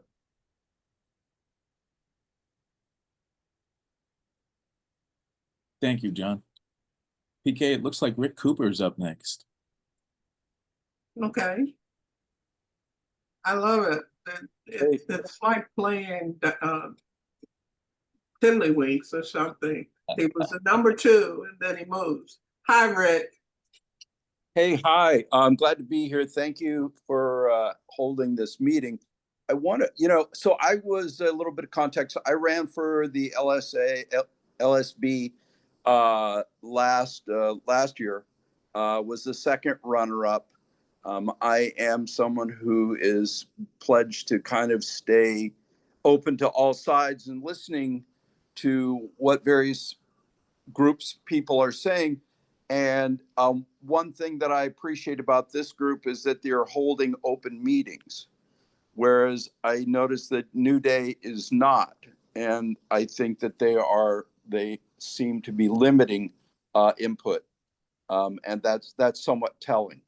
But the main issue I just want to draw your attention to, at least from my perspective, is that the way that New Day got my attention, and I'm guessing that they got a lot of people's attention, is that they are speaking to the fear that people have about the financial crisis, if you will, that Pacifica has long been under.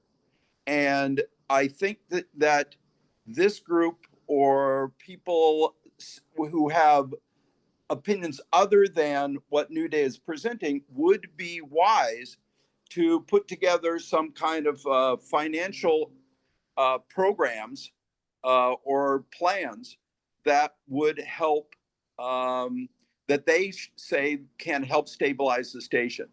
And I'm hearing a lot of defense from this group, and a lot of it I think is well placed. But I just want to throw that out there, that if it's possible that this group can offer a financial opportunities plan, I think that could be really helpful overall to being heard. Thank you.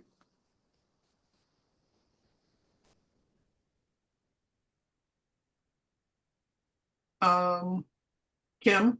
No, you moved. Sue?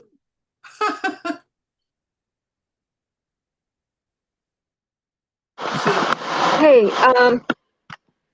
my line is really noisy, I understand, but so Goldmacher was the organizer to get off WBAI question, and yeah, that's true. He went around trying to get signatures on a petition to the FCC to get this license denial. But the person that filed it was Sherry Gendelman, the attorney who had been a PMB director. Then apparently she was no longer the PMB director for a while, but the KPFA LSB decided to keep her on the LSB as counsel to the LSB, when, as far as I know, there's no role for counsel. So the KPFA LSB leaders, the protectors, have been doing whatever the hell they want, violating who knows how many rules, including having a so-called trial with a chair who was not even an LSB member. Yeah, hold on just 1 second. Are you answering what Sue asked, or what? Yeah, the Sherry Gendelman was the one who filed it. Goldmacher was trying to get signatures, and Carol Wolfley sent a letter to the FCC supporting that petition to deny. Okay, thank you. So WBAI people, being good organizers, got almost their entire cohort to agree with against the referendum.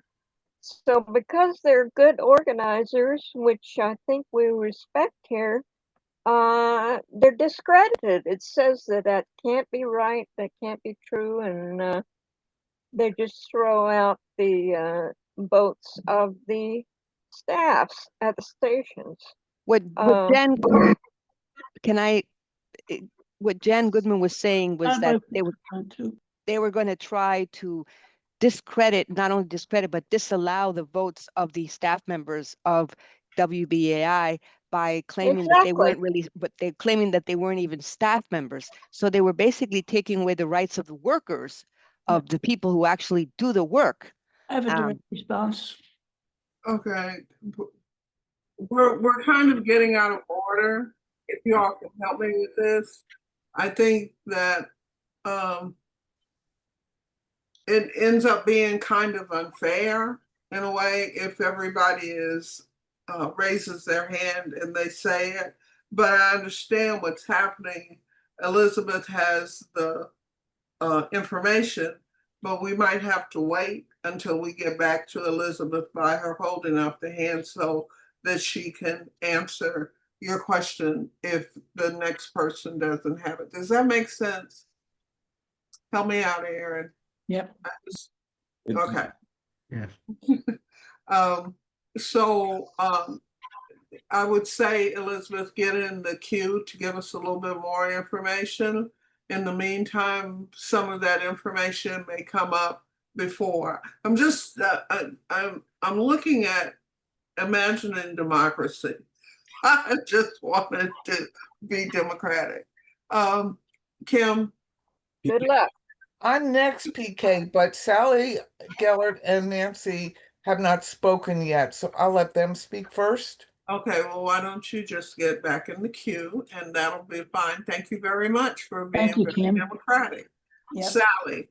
Yes, what they're saying is that the WBAI staff vote, which was 99% opposed to the 2021 referendum, was manipulated, wasn't the right people, so excuse me. They shut down our station 2 years before. Do they really think anything close to 100% is unreasonable? It was the election supervisor stated in a document that it was run just exactly the way every other election has been run. So that's one of the canards. The other thing on the finances, all of the interim directors have been having trouble getting financial information from the national folks. None of the stations, except apparently KPFK, have their own bank accounts anymore. They're all centralized under a Bank of America account. And the only reason the GM has any petty cash is because it comes from a PayPal account. So we'll do our best to get information, but they're sure as hell making it difficult. Check. Okay. Thank you. Nancy? Yes, I thought I was going to have 10 minutes to speak. Was that changed in the agenda? No, you got 2 minutes. No. I thought I had 10 minutes. And then I'd have Q&A. Well, anyway, let me take my 2 minutes. I'll talk about finance since you're talking about finance. In October 2022, there were 2 horrible motions that were passed by that last year's LSB, 2022 LSB. And one of them, the motion was made by James Sagerton of WBAI and second by Susan Young of KPFT, which was a motion to allow certain people like the PMB and the treasurers and the business managers to see financial documents, but not the LSB and not the IGMs. So we, now we have all IGMs at all the stations, so they cannot see the financial documents, and the LSBs cannot see the financial documents. They've already taken away financial oversight at the local level with that motion. And the next motion they made on the same night, October 20, 2022, was a motion by Akio Tanaka from KPFA to extend the 6-year term limit of LSBs, which he would profit by extending by another year. Now, he is not on the PMB this year, but he is on the finance committee as a secretary. And there are 4 other members of the present PMB who voted for extending the 6-year term limit. They should be, the membership should call out for their removal. And if we had the right of recall, which we did with the pre-existing bylaws, we could do a petition and have them removed by the station membership right of recall. Well, that right of recall has been disappeared on this new fascist bylaws. And those directors are James Sagerton, he voted for it. Evelia Jones from KPFK, she voted for it. And I'm reading from the minutes So, Steve Kukula, whoever you are, take it easy. This is just evidence. And Susan Young from KPFT and Marianne Martinez from KPFT and Julie Hewitt was the chair in 2022 and she abstained on this motion. This is a terrible thing. Okay, about the finance. Now we're not going to be able to see anything. Who's seeing the finance? Just one person, the business manager of the network. Auditors told us in audit committees it should be a local oversight of finance and at the national, but national's not getting everything from every station, so we really are focusing on that problem. But Nancy, you're right, there should be oversight at both. Well, we don't have it. We don't have at the local level oversight. That's terrible. And now they've taken away, with this new fastest bylaws, the right to have local oversight of finance, the right to have local oversight of the management, and in selection of the general manager candidates, the LSB cannot even interview them, cannot even see their names. Their names are blacked out, and they're not getting the resumes straight from the candidates. They're getting from the resumes from the ED, who gets the receives the candidates' applications. That is trust too. That's not transparent. I mean, the resume should be going to both. Am I worked overtime? Oh, back to you. Thank you, Nancy. Yeah, thank you. Thanks for PK and Kirby, I just wanted to say that Nancy is correct. She was supposed to give a report on finances in Pacifica. So I would suggest that we let her take another couple of minutes. Of course.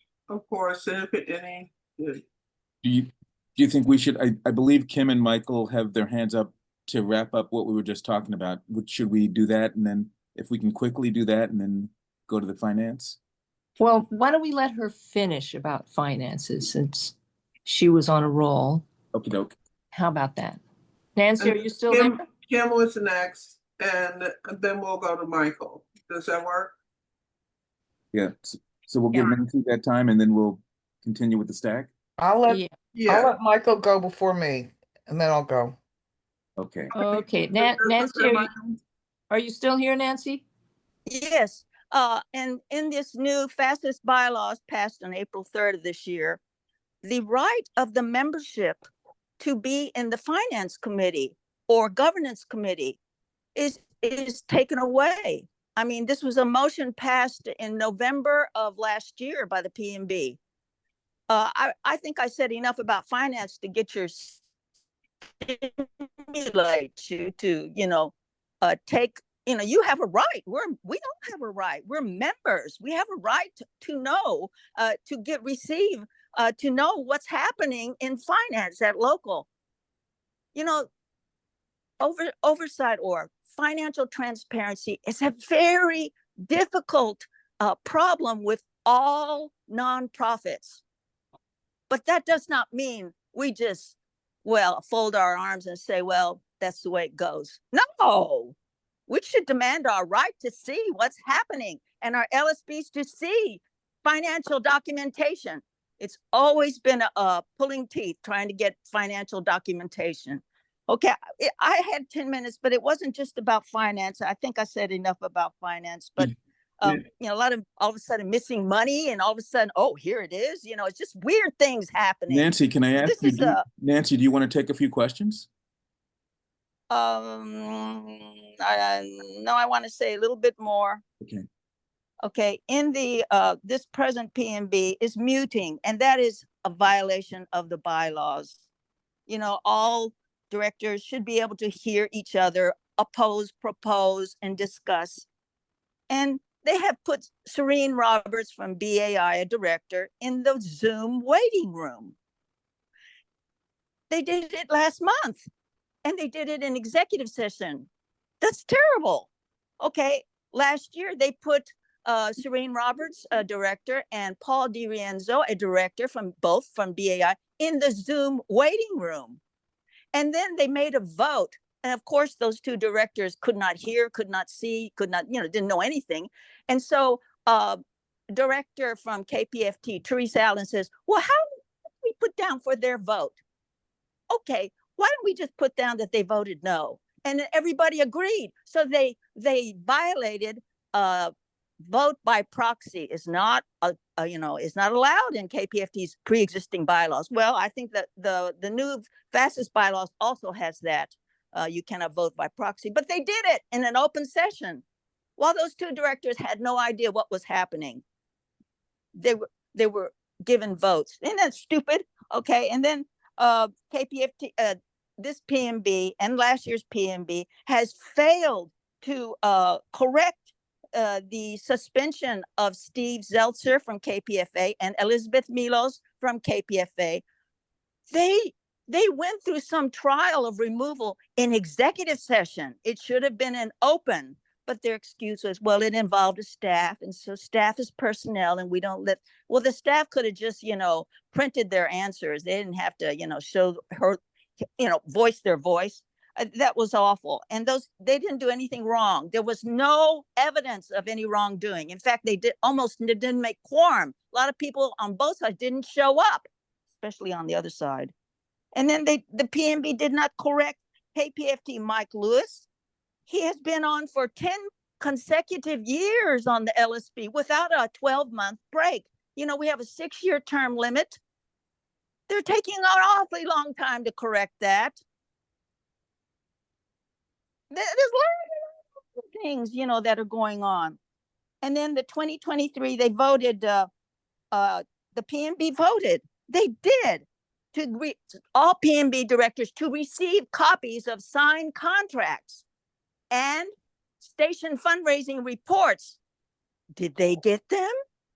I didn't think so. I don't think they've gotten anything. It just got passed, and then it, got forgotten about it. There's my clock. Back to you. Thank you very much. Thank you very much, Nancy. Okay, Michael, Carolyn, Burden. Okay, I'll try to be brief. On the financial question, because I think that is a critical one, I'll reiterate what Nancy said, that as interim general manager, I never got the finances until they had been approved by the National Finance Committee. Even in trying to craft a budget, we had a national business manager for Pacifica Foundation. The foundation does not have, as it's required by law, to have a chief financial officer. We had no business manager whatsoever at KPFK itself. Over the course of a little over 2 years that I was the interim general manager, we cut expenses dramatically. We paid off a long overdue bill for power to the tower. We paid off I'm trying to think of the word, severances.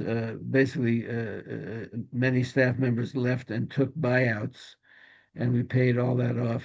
And then we were forced to move by the National Board. The National Board determined that they were going to sell the building that KPFK and the Pacifica Archives are in to try to pay down some of the debt. And when that was arranged, there was a commitment from the executive director to pay the costs of the move. But what happened is that we had to pay the costs of the move from our operating expenses for over a year because the sale could not be consummated. The sale could not be consummated. And when it finally was put through, most of the money went to pay off a low interest, long-term loan from the Small Business Administration under the COVID emergency relief funds that was meant to be paid in small amounts over 20 years. They had gotten not a waiver exactly, but a hardship agreement to pay even a smaller amount than was originally contracted. But because they could not lift the lien on the building that they sold, they had to pay the entire $2 million plus out of the proceeds of the sale. in that process, they also did not pay the cost that we incurred to build an entire new radio station from scratch at rented quarters in Glendale. They did not pay the cost of bringing the Glendale. chief engineer out 3 times from Washington, D.C. Most of what was incurred was paid for by the station out of its ongoing regular income. And then when they finally made the payment to KPFK, they booked it as paying our payroll, which was a lie. They were paying for the cost that we had incurred for the move, but they made it look like we couldn't pay our basic expenses. So none of that is transparent to anyone because nobody can see those finances. I had asked the executive director for training on Great Plains, the accounting software, and access to Great Plains so I could figure out what the hell was going on with the budget. And I asked for training and access to Allegiance, the donor donation platform. And immediately after asking for those trainings and access, I was relieved of responsibility as the general manager. So the finances are a closed book, and the solution to the finances which was to try to increase our social media presence, our audiovisual presence, was repeatedly hamstrung by the national staff. We also had out of kindness of everybody's heart, we had to train the entire staff repeatedly on the FCC settlement that was reached because of the threat to the BAI license that was initiated by the people you heard about, the protectors at KPFA, requiring the training of the entire staff at every station and all the programmers. Extremely time consuming and entirely voluntary process. So in terms of what would be a financial picture for the future, what we tried to implement at KPFK while I was there was engaging with all the programmers to do community events to raise funds. And we did that successfully, particularly with the Spanish language programmers who were exemplary in that regard, doing events with the public. We abided by the consent decree of the FCC to not do premium-oriented pitching and to raise funds based on the programming itself. And we relied heavily on volunteers, on unpaid staff. So I just want to point out again the consequences of what they're pushing through, because what they want to do is centralize. So they felt very threatened by the fact that the unpaid staff at BAI and at other stations voted against them. And so at KPFK, they have purged the unpaid staff by removing all the locally produced, community-oriented programming that was put on. I'll reiterate that again. In November, when I was removed, they got rid of all the environmental programming, Be a Better Relative, Creative Frontline, Eco Justice Radio, California Solotopia, all taken off the air or moved to ridiculous times, right in time for the worst environmental disaster in LA history, the urban wildfires. And then at the beginning of this year, as this Trump administration started the attacks on migrants, they removed the Spanish language newscast. In the mornings, they removed the show by the executive director Baji, the Black Alliance for Just Immigration. The consequence of these changes is not any kind of support for what would be the basis of a successful station.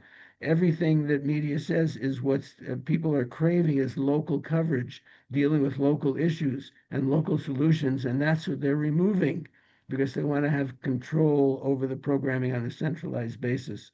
That's not a successful financial strategy. It's a coercive and discriminatory and racist content strategy. Thank you. Thank you, Michael. Yes. Yeah, I have Carolyn, but I think Kim, you wanted to go after Michael. I will only add that the financial situation is the worst that I've ever seen it. in terms of not just lack of transparency, but downright dishonesty on a whole bunch of levels. And it's, to Rick Cooper's point, there is we don't, there has been no financial information released for this entire fiscal year, and we're entering the fourth quarter. I mean, that is unconscionable for an organization who deals with the public's money. Anyways, enough about that. There's nothing this group can do about it. But it's severely bad. Am I on stack? Can I just say something? Carolyn's Yeah, next. well, I did ask you to get back to Yeah. finish the conversation, and then Carolyn and Truth Strauss. It's like Ruth Strauss. Ruth. I just want the truth so bad. Stop. I didn't have my glasses on. I don't normally need them to read. But go ahead, Elizabeth. Okay. This comes to the point of finances, but Carolyn's also next. it comes. Carolyn's next. The only, well, I just I want to know add she one thing. should but be you can next. wait. You can wait. Okay. Yeah. She was down below her and she was going to answer somebody else's, and I made her wait. But that's okay. Go, Carolyn. We're all in this together. Go. She's responding to a prior point. That's okay. I'll wait. Thank you, Carolyn. Yeah, the prior point is the prior point had to do with a petition to deny, but in general, I'm going to make it a very more general statement. There have been people within Pacifica for quite some time who have been undermining, who have been, and the petition to deny was one of them. I already said what I said before, but another aspect of this is that I get criticized because they say that you cannot criticize staff. Now, we're talking about management. I don't consider management part of staff. And when we're talking about the business manager of KPFA filing a deposition, this is public information, by the way, okay? After the Vernil trial, there was supposedly a payment that was supposed to be made, $300,000. And Schwartz, the lawyer for Pacifica, put in a petition for ex parte relief to postpone the awarding the money from coming out of Pacifica at the time. And we have the business manager of Pacifica, of KPFA, filing a deposition for the opposition against Pacifica. And I criticized that.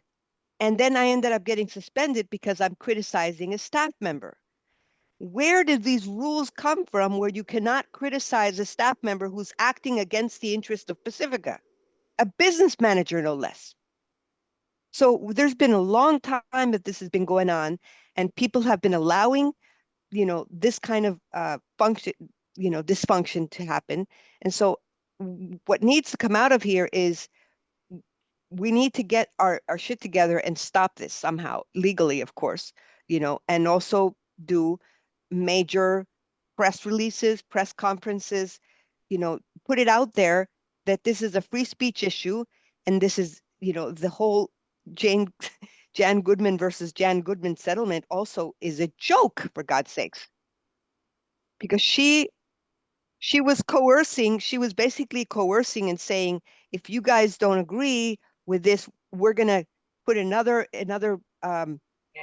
lawsuit against you to attack the workers of WBAI, to make people bring paperwork upon paperwork. And basically the same thing that Trump lawyers have been doing, the same people that attack the corporate lawyers do the same thing. They inundate you with paperwork. And that's exactly what New Day and the protectors have been doing. Thank you, Elizabeth. Thank you very much. Carolyn. Yes, thank you. Elizabeth and Michael before her made points to what I'm going to say. I'm disappointed to see so few people from WBAI on this list. I don't think they were notified early enough or strongly enough about this meeting, and I'm sorry about that. But I think that what we need now is we had a meeting, a lot of information floating out there, is a lawsuit, and we need a lawyer, and we need a committee to raise funds specifically for a lawsuit among the listeners. That would be a direct appeal, and there will be fighting from national that we can't send out such an appeal, but the bylaws are on our side. Everything I've heard tonight about what's been going on by the current leadership seems to be illegal. And we need a lawyer to fight, to depose them, to remove these so-called bylaws. And my background is in linguistics, and I really would urge people to stop referring to them as the new bylaws. They are not the new bylaws, they are the illegal proposed bylaws. And we need to stop sanctifying them by naming them new. They're not new, they are fake. And if that's the term we choose, anything but new, because that will get into people's minds, and people who haven't been following this issue will be confused. So these fake bylaws have to be challenged in court, and these illegal actions by a rogue board, which is what they are, need to be questioned and deposed, and new elections held, because these people have violated a lot of people's rights, and we need to stop that. So I'm not a financial person.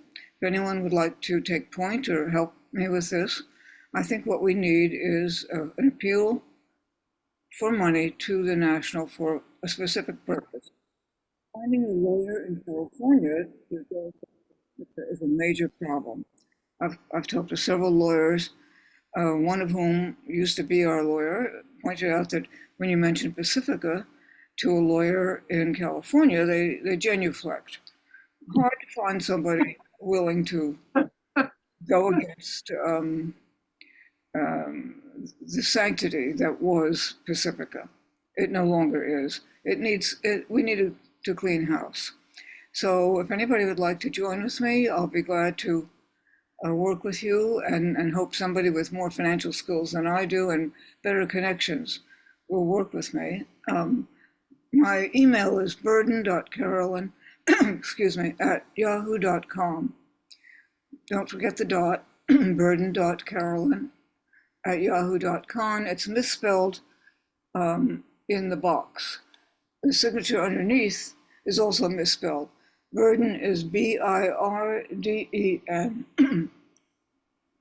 And my email is burden, B-I-R-D-E-N, .carolyn@yahoo.com. So if you'd like to work on this, I think what we need is simply a lawsuit. And we need a lawyer, and we need money. We need to work on all three of those things. That means getting word out to the membership for a specific purpose that we should articulate very carefully, and maybe come back to this committee for approval of the wording, but do something, not rather than just constantly reiterate the problems that we're having with this rogue board. Thank you. Excuse my voice, people. Thank you, Carolyn. Thank you very much. So PK, what does your ping pong table look like? I see two hands up. I see Ruth, two no? hands up too. Okay, And Ruth, who has part of the truth, is this next, and then Nancy and Michael. All right. Ruth?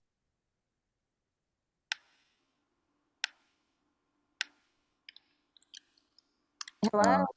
Can you hear me? Yes, but I think you muted again. Okay. You Can can you hear talk now. Yes, go ahead. Well, I just want to say a little bit about KPFK. It is true that Michael Novick did volunteer unpaid to be the IGM for a couple of years, which was partly noble, but under him, a lot of really bad things happened at KPFK, most notably in his eagerness to have a local news program. He allowed the takeover of our news by a libertarian or right-wing faction that repeatedly put out over a 2-year period COVID disinformation, misinformation. I heard programmers, promulgate or promote RFK. I heard one programmer say, if you want somebody who knows economics, Trump's your man. It was outrageous. And I wrote about it over and over again, and nothing happened. Nothing happened until he was ousted. And I made multiple complaints about it. It was egregious. Also, program changes were made. It was very hard to get Solartopia, which is an anti-nuclear and pro-solar program. It was very hard to get them on with him. So he kind of ran the station with his own agenda of what programming he wanted. And as I say, he was, generous of his time, but it was a Excuse disaster. me, I was the person who put it back on, and Magla Peak took it off, and it's not on now, is it? I don't know. Okay, I'm not here to debate that. I'm here to make my statement. The other thing is that KPFK cannot stream over a phone.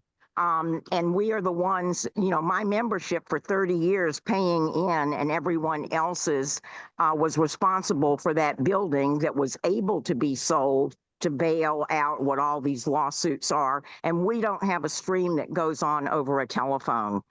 You have to do it on a pocket radio or else on a computer. So there's been mismanagement of funds as well. I could go on, but I'll just leave it at that. Things are seldom what they seem. Thank you. And thank you for doing this, PK. You're very welcome. Michael is still in the stack, but Nancy, yes, thank you. Oh, okay.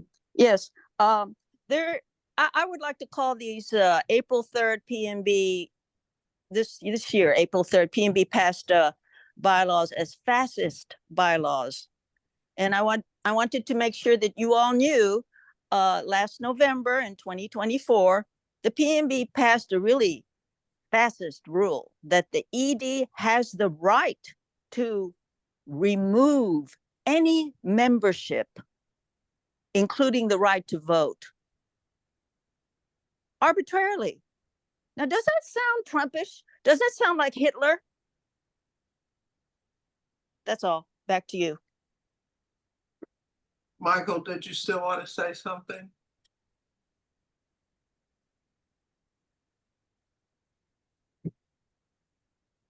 Ruth, are you? Trying to unmute. I raised my hand again because I did want to report about a couple. People asked, we're kind of overtime, and I did want to talk about a couple of things that came out of the last town hall that are in gear and motion, and again to reiterate what we're hoping out of this one. So, out of the last town hall, 2 working groups were created.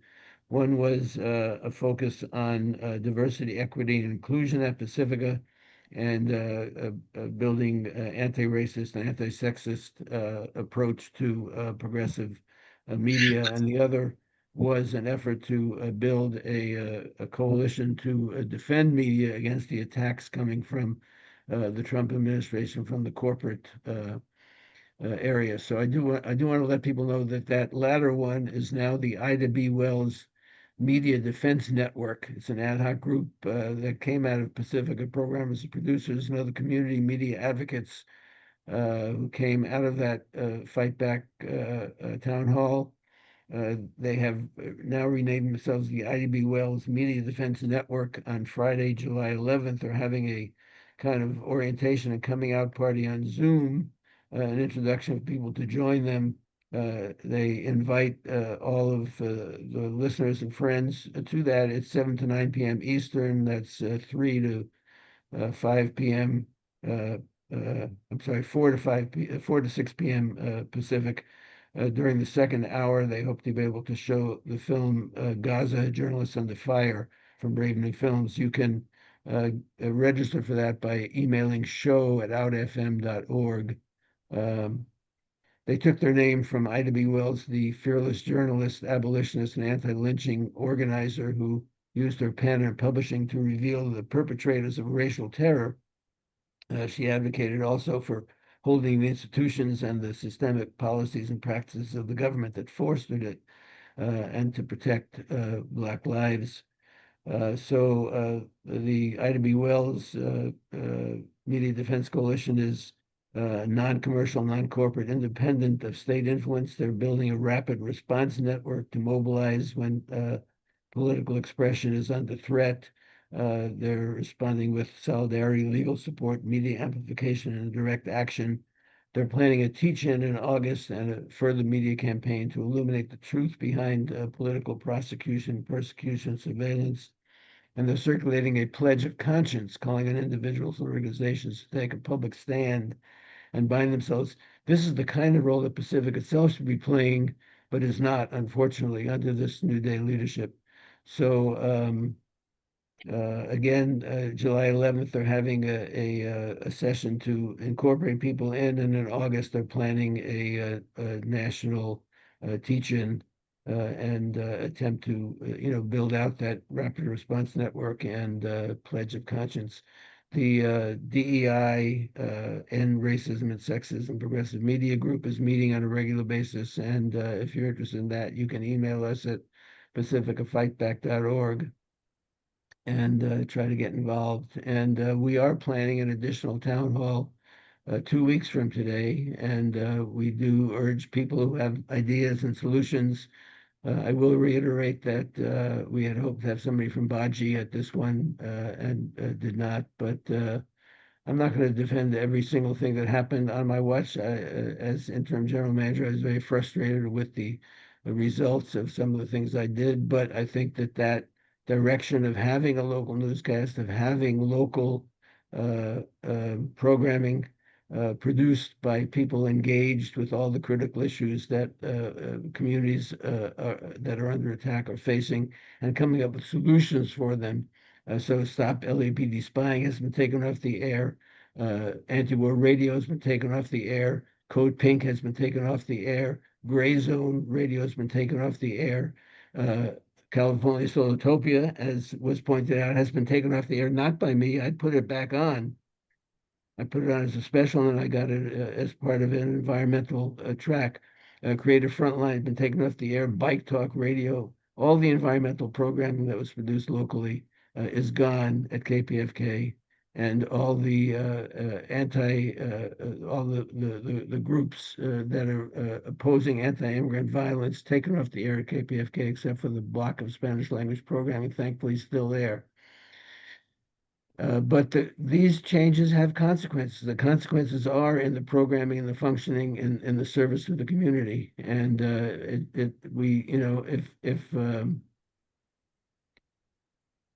if we can't restore democracy, we will have to find other ways to get those platforms going.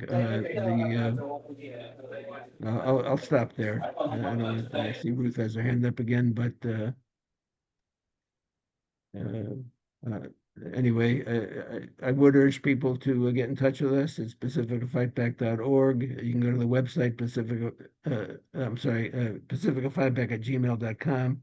Go to the website, PacificaFightBack.org. We have an outward-facing list. We're trying to create a regular weekly email newsletter. These are all things that will help build a community that can defend democracy at Pacifica and in society. Thank you. Thank you, Michael.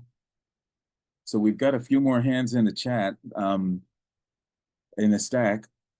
What, PK, how do you feel? I think Ruth never let her hand down. Nancy may have put hers up, but we've got Sue. Ruth, is that true, or did you not get to say something again? Because I have Kim and Serene who hasn't spoken, so maybe what I'll do is, Serene, since you've not spoken, I'll let you go next. Okay, thanks. And thanks for those of you who are still here. There, as Michael mentioned, and there's a meeting in 2 weeks. The link, just pre-register for the Zoom. I posted it in the chat. I also posted the dates of the next LSB meetings within the next 2 weeks. All 5 LSBs will be meeting. On Wednesday, we meet in New York, DC, and Houston. On a week from what's today? I'm in a time warp. Today's Saturday. A week from tomorrow, the KPFK LSB will be meeting. And at the opposite end of that week, on Saturday, the 19th, I believe, before our town hall meeting, the KPFA LSB should be meeting. So there's a mandate of at least 30 minutes of public comment. And, some boards have become incredibly restrictive. They will literally cut you off in mid-sentence. And some are locking down the chat so you can't post information, or, it's free speech radio that we're talking about here. But yes, so please, if you go to kpftx.org, you can see when the boards are meeting, when the committees, such as they are meeting, since they've stripped off all the local members from the national board committees, so that the governance committee, which I don't think has managed to set up a meeting yet, although with all the governance things they're doing, one would think they'd want to have a meeting, but maybe not. They don't like to hear from dissenters, apparently.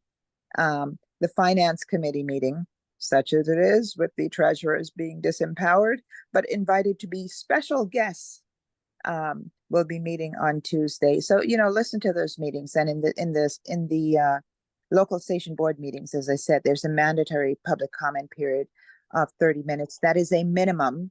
It is not a maximum. So, if there are people lined up to speak, they should be allowed to speak. And one last thing, the PNB can be reached at PNB, as in Pacifica National Board, at pacifica.org. And they'll be meeting this coming Thursday on the 10th. I'll stop. Thanks. Thank you, Serene. So, PK, how's your tic-tac-toe board looking? Oh, I think you're still muted. I have to unmute because I forget until I see it here. You've got to unmute. What is the world coming to? I'm just wondering how we take this and run with it because of ways in which we are censored. So I'd just like to say, that doesn't stop you from doing like a Facebook Live or recording yourself and putting it on your own platform. I think that if we're going to get the truth out, we've got to put it out there for people to see. That's just my 2 cents, but I'm no longer sitting silent, and I have been really frustrated with the silence of my friends across a plethora of things. Oh, it's never going to change. They're always going to be this way. This is what you have to do. Just suck it up. Well, I'm not sucking it up. And I will go to my grave with my recorder and my pen. But I just want to thank everybody on here. I'm not stopping anybody from doing this. Oh, I love that one too, Sheila. So Frederick Douglass, I need to send the 4th of July. Nancy, then Sue, then Kim. And I like this because it feels like even when people come that kind of don't participate, they're listening. They are getting a little inoculated with those of us who really want to make a difference. So, Nancy. Okay, I'm sorry. Ruth Strauss has left the call, and I wanted to tell her that the Rebel Alliance News on KPFK, they were reporting negative illness, deaths, and negative results after having the COVID vaccinations. And that, well, Ruth is a doctor, and she very much has often complained about this show reporting this. And that is not why the show was taken down. It had nothing to do with that. And the Senate, US Senate, is having hearings about many children, many people having cardiovascular problems after taking the jab. This is going on at the US Senate. Why would she be against that kind of information, even though she very much disagreed with it? I think the people have the right to hear all viewpoints. And there was something else I want to say, but anyway, I want to encourage everybody that's here. We are all grateful for each other being here because we care. We care about Pacifica. Now, some of us want to control Pacifica. That group, you'll get tired of it and you'll drop out and you won't last long. It's the people who have goodness, a crusade to fight for, to die for. Those people, they last longer. That's all. Back to you. Thank you, Nancy. All right, after Nancy, Sue. I'll Um, let you Hey, down. I'm on stack 2. hey, thank you. The someone mentioned 360 degrees. There's a whole world of media out there that is left, right, and center, and mostly right. And it's Pacifica's job to make sure all the left stuff gets mentioned. We don't have to, it's not our job to cover all the right-wing stuff. And that's all. Thank you very much, Kim. I just want to clarify something for there's been a lot of misinformation about this, primarily being inundated on the chat by Steve Kutala, who doesn't, won't speak, but just has diarrhea on the chat. Every station has their own bank account. The change was to make all the bank accounts at Bank of America. Previously, some had been at what's it called? Western, or City National. Wells And Fargo. Wells Fargo, right. And so they just insisted that all stations get bank accounts at B of A to lessen the transfer funds in between stations, because all the stations have to transfer money to a separate bank account for payroll and for health bennies. So that's not, there's nothing wrong with doing that. It was a good move. The problem is that none of the GMs have any financial autonomy, and everything is being run through the so-called national office, which consists of the ED and a national business officer who is neither a bookkeeper nor a CPA. So what is going on there is non-transparent and way behind requirements for public reporting. That's it. Thank you, Carolyn. I'm sorry. Thank you, Kim. Thank you, Can Kim. I was on stack. Can I say something? Yeah, we've got that is PK. PK. Yeah, who was that? That's you, Elizabeth? Yeah. Yeah, go ahead.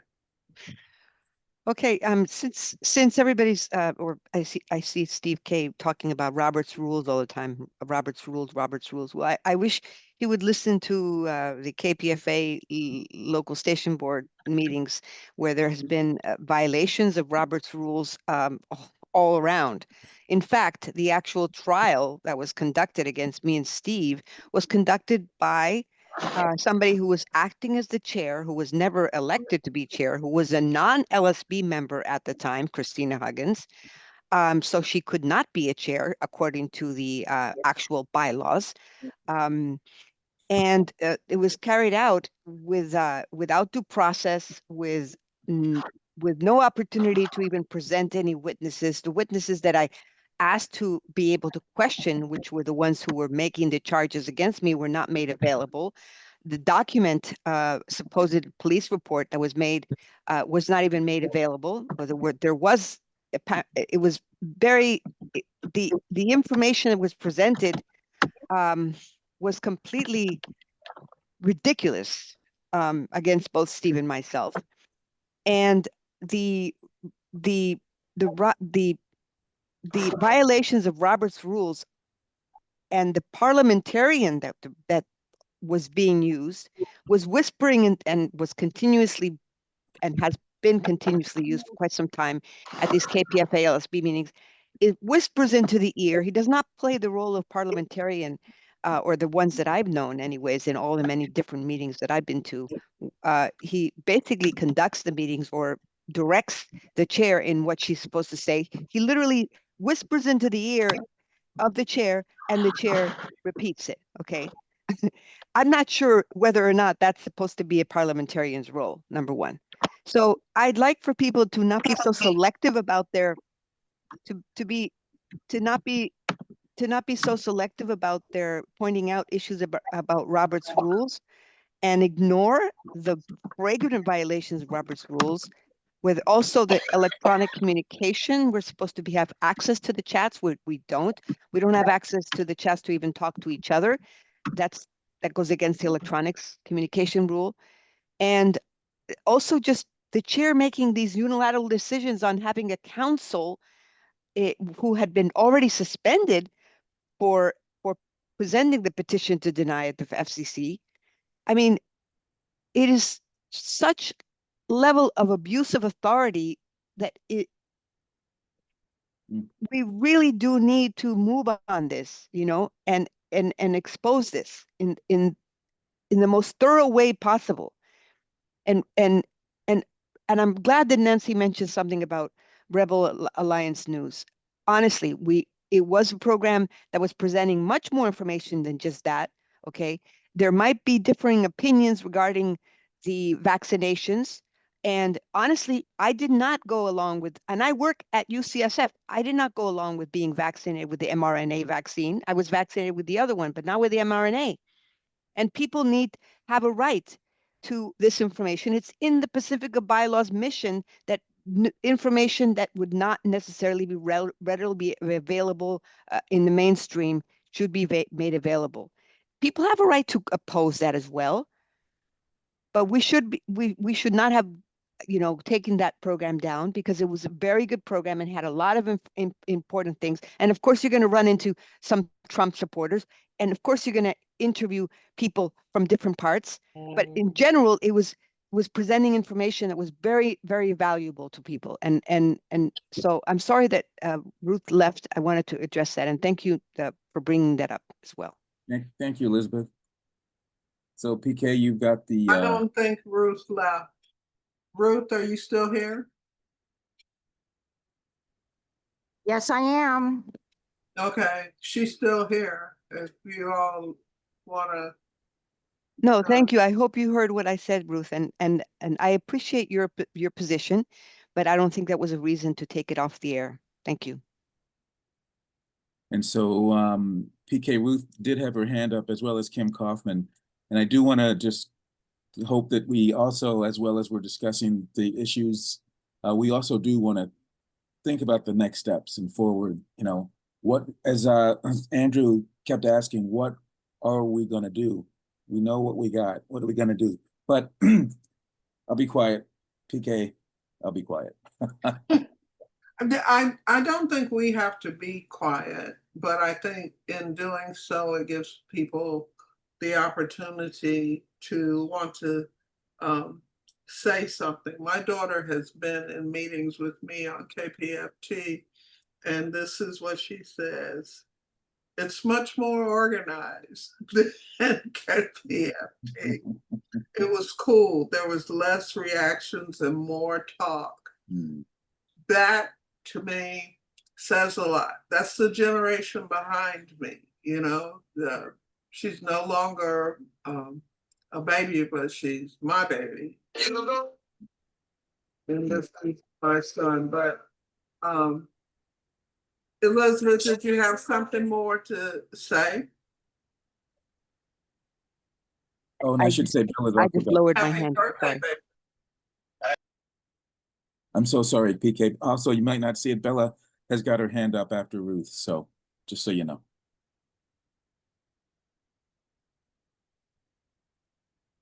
Oh, PK, you're No, you're I said Bruce, go ahead. Go ahead.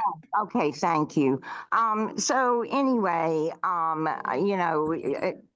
just say that quite honestly, there's a lot of disinformation out there. This business about, I don't really care whether Congress is having hearings or not. The fact of the matter is that, and I actually did not take the mRNA vaccine myself. So the bottom line is the myocarditis that's being talked about is a self-limited event that happens to 0.01%. So that's 10 to the minus 3 or 4 of people. It's self-limited. It has no long-term sequelae, unlike the patients that I treat every single day who have heart failure, who have defibrillators, who are on 4 or 5 medications to keep them alive and out of the hospital. So the anything else is just BS. Okay, the people do, unfortunately. Fortunately for me, I became a cardiologist. Unfortunately for other people, they didn't, and they don't have the facts at their disposal. And I'm not saying whether the program should or shouldn't have been taken off the air. Rebel Alliance News, I'm saying that they had a distinct bent that was counter to everything that I've been a member of Pacifica and KPFK for 30 years, including when this guy, Andrew, local news was going to be so important, when Andrew Doe stole millions of PCP money that was supposed to go to seniors for food during COVID and housing and everything. He stole it. And his daughter bought $1 million home. All of it's come out now, but it was coming out then. And what did Rebel Alliance put on? A story about a mother who was going against the school board, for her kid to not have to wear a mask to school. So I'm sorry. I think that Pacifica and KPFK News is more able to intellectual content than you. Okay. Thank you, Ruth. Hi, Bella. Yes, thank you very much for everyone here. I notice so many people. I have had a lot to deal with, and so I'm late. I don't know if anyone was able to cover today yet to cover Thursday's court date from California's perspective. Did anyone Yes, we do that did. yet? Yes, we did. Okay. So it seems that we have some sort of a very dispersed or quaky earth not sustainable time window, because there is no set date. So a court decision may come up any time. But I tried. No, you're wrong. The court, what we reported is what happened. The judge issued a minute order denying the request to intervene and considers the case closed. That's the current standing. Okay, and when did you receive that information? Because that was not what the judge reaction was when I was there present as Later, everybody else. later that same day, she issued orders, and we were sent a copy of it from the interveners. Okay, okay. Well, this is interesting. I did not see that document. But this is a very sad state of affairs. And so we really need to, and we can, you know, we can plan for elections next year all we want, but we need a very different action here. And had people listened to me back over 3 years ago or so in the same forum, then perhaps we would not be here. Instead, they tried to push me out of the KPFK LSB because of that. So I'm going to stop there and just ask anybody to give me a rundown of what I have missed here. I mean, what course of action are we moving into now? Bella, do this after the meeting because we're done. Yes, yes, okay. Sheila, and then I have my hand up. Yeah, thank you, PK. I just wanted to say that one might get the impression that everybody here is like in defense of Michael Novick, who was putting forth programming to support anti-vaxxers and RFK supporters. That is not the case. And I personally feel like a lot of people who are opposed to vaccinations in this country take a very narrow point of view and do not look at people in Asia, Africa, and other countries around the world. You know, they fall for stuff from RFK because, oh, only 3 children or 10 children, only 3 have died from measles in the United States, whereas in reality, 100,000 people die from measles every year because they don't have access to vaccines because of racism and because of imperialism. And they don't want to look at the fact that China had only, 20,000 deaths from COVID because they believed in vaccination. They believed in social isolation and the use of masks. That is not observed. I mean, it's like people in the United States live in some kind of US-centric bubble when it comes to issues of health, just as in issues of politics. But, you know, it's a very tricky business. This forum is not about COVID, but please let's you know, we need more forums, okay?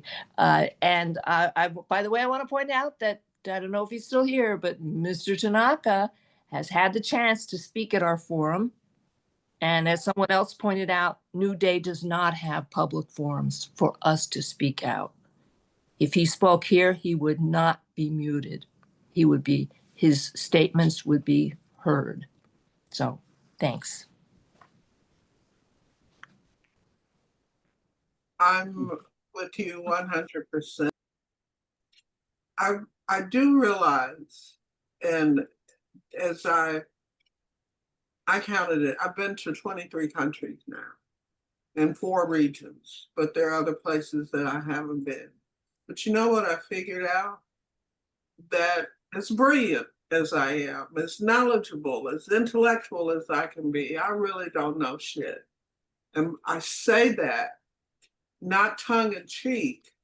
There's so much I don't know, and I'm not willing to put it aside. Oh, that doesn't matter. I'm going to listen. I've learned to listen better than I have in a long time.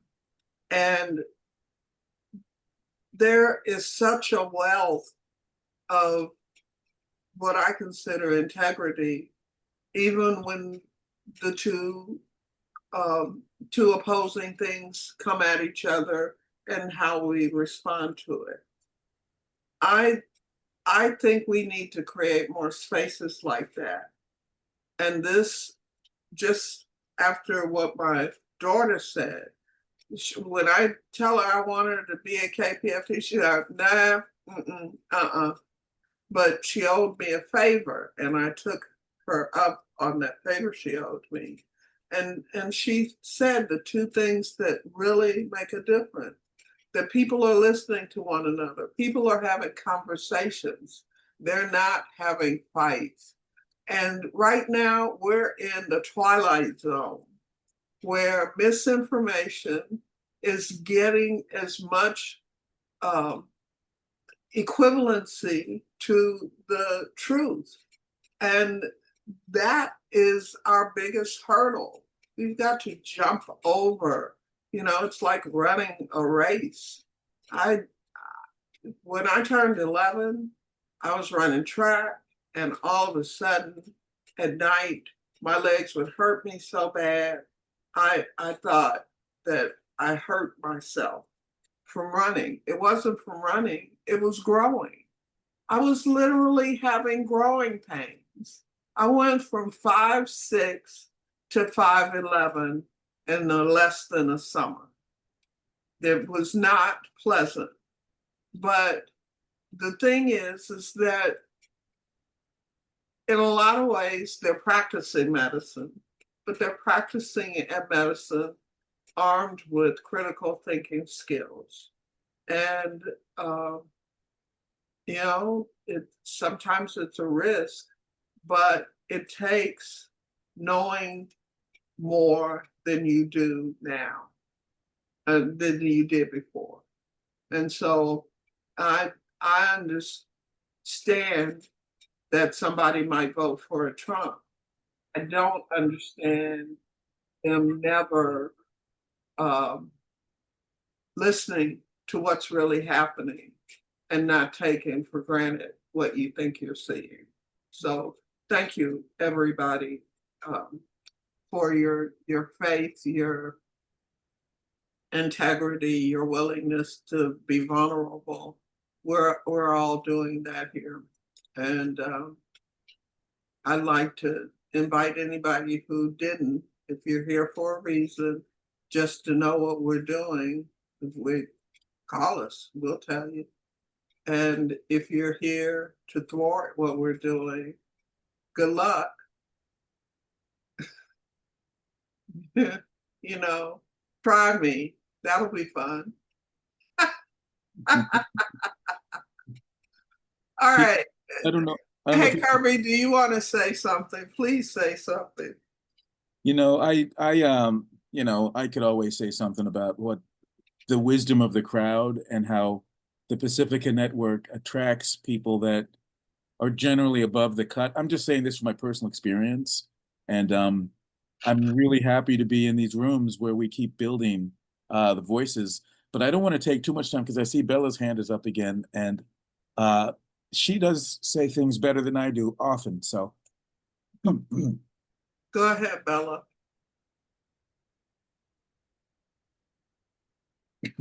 Muted. Thank you, PK and Kirby, everybody. I did not get to say after Ruth spoke against the Rebel News Alliance program here on KPFK is that I disagree with her entire classification of that programming and its content. And I forgot to mention that. I was remiss in that. It is absolutely untrue. Her analysis of the programming and its content and delivery, timely delivery content. It was always hard hitting and investigatively across the net, across the world, where important math issues, critical matter was being discussed in depth in a matter of 1 hour. In 1 hour, you went everywhere. So I simply disagree. I am saddened to hear the decision by the judge. I had a very busy day today, and I was not able to check my email, so I acknowledge that.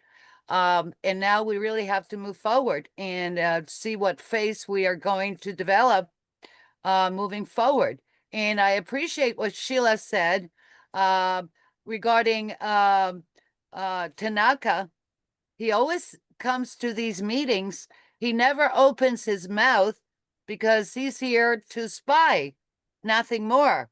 He has no interest in interacting in good faith, never has. So I will leave it there, and I thank you for the space. Anytime, anytime. All right, how we wrap this up? I'm glad a lot of people stayed on. Well, let's just remind people there is another Pacific Fight Back Zoom in 2 weeks. If people have ideas about how to raise Can you funds. speak, please? I don't know why Bella can never hear me. Again, we have another Zoom town hall in 2 weeks for Fight Back. This coming Friday, the Ida B. Wells Media Defense Coalition is having an orientation session to have people join that. If you're interested in the diversity, equity, and inclusion and racism and sexism and progressive media working group, email us at PacificaFightBack@gmail.com. For the Ida B. Wells, you can email show@outfm. John, is that out-FM or just outfm, all one word? John Riley? John? It looks like he's frozen.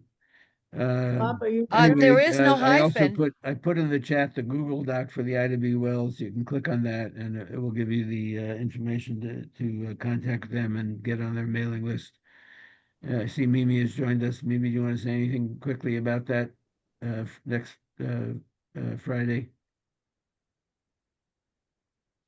The letter was also published on Yeah, I see Change Links. Mimi has unmuted. Go ahead, Mimi. No, I just appreciate everybody's energies and efforts. I hope this is the Ida B. Wells project is really just an offspring of this and trying to preserve Pacifica and to preserve progressive media. I hope people will consider joining it. We'd love to have you. I promise our meetings don't go too late and everybody will have their say. And we try to not only talk the talk, but walk the walk in the way that we operate. So thank you for the announcement previously, Michael, and thank you for all of your energies today. So hope to see you on the 11th at this project, which is really a spin-off of this Pacifica Fight Back effort that's been going on for a democratic and inclusive Pacifica for some years. Billy Abriano, if you want the last word? Yes. I was going to say that I also published it on Change Links, the entire letter, wide invitation letter, and there is no hyphen on the email. Okay, out.fm. Yeah, Out is FM, no there as hyphen, well? outfm.org. Thank you. Yeah. Okay, thanks, everybody. We're going to wrap it up and appreciate you being here. And again, if you have any ideas or proposals for fundraising for restoring democracy and for keeping Pacifica alive, get in touch with us. We'd love to hear them. Have a good night. I'm going to end it.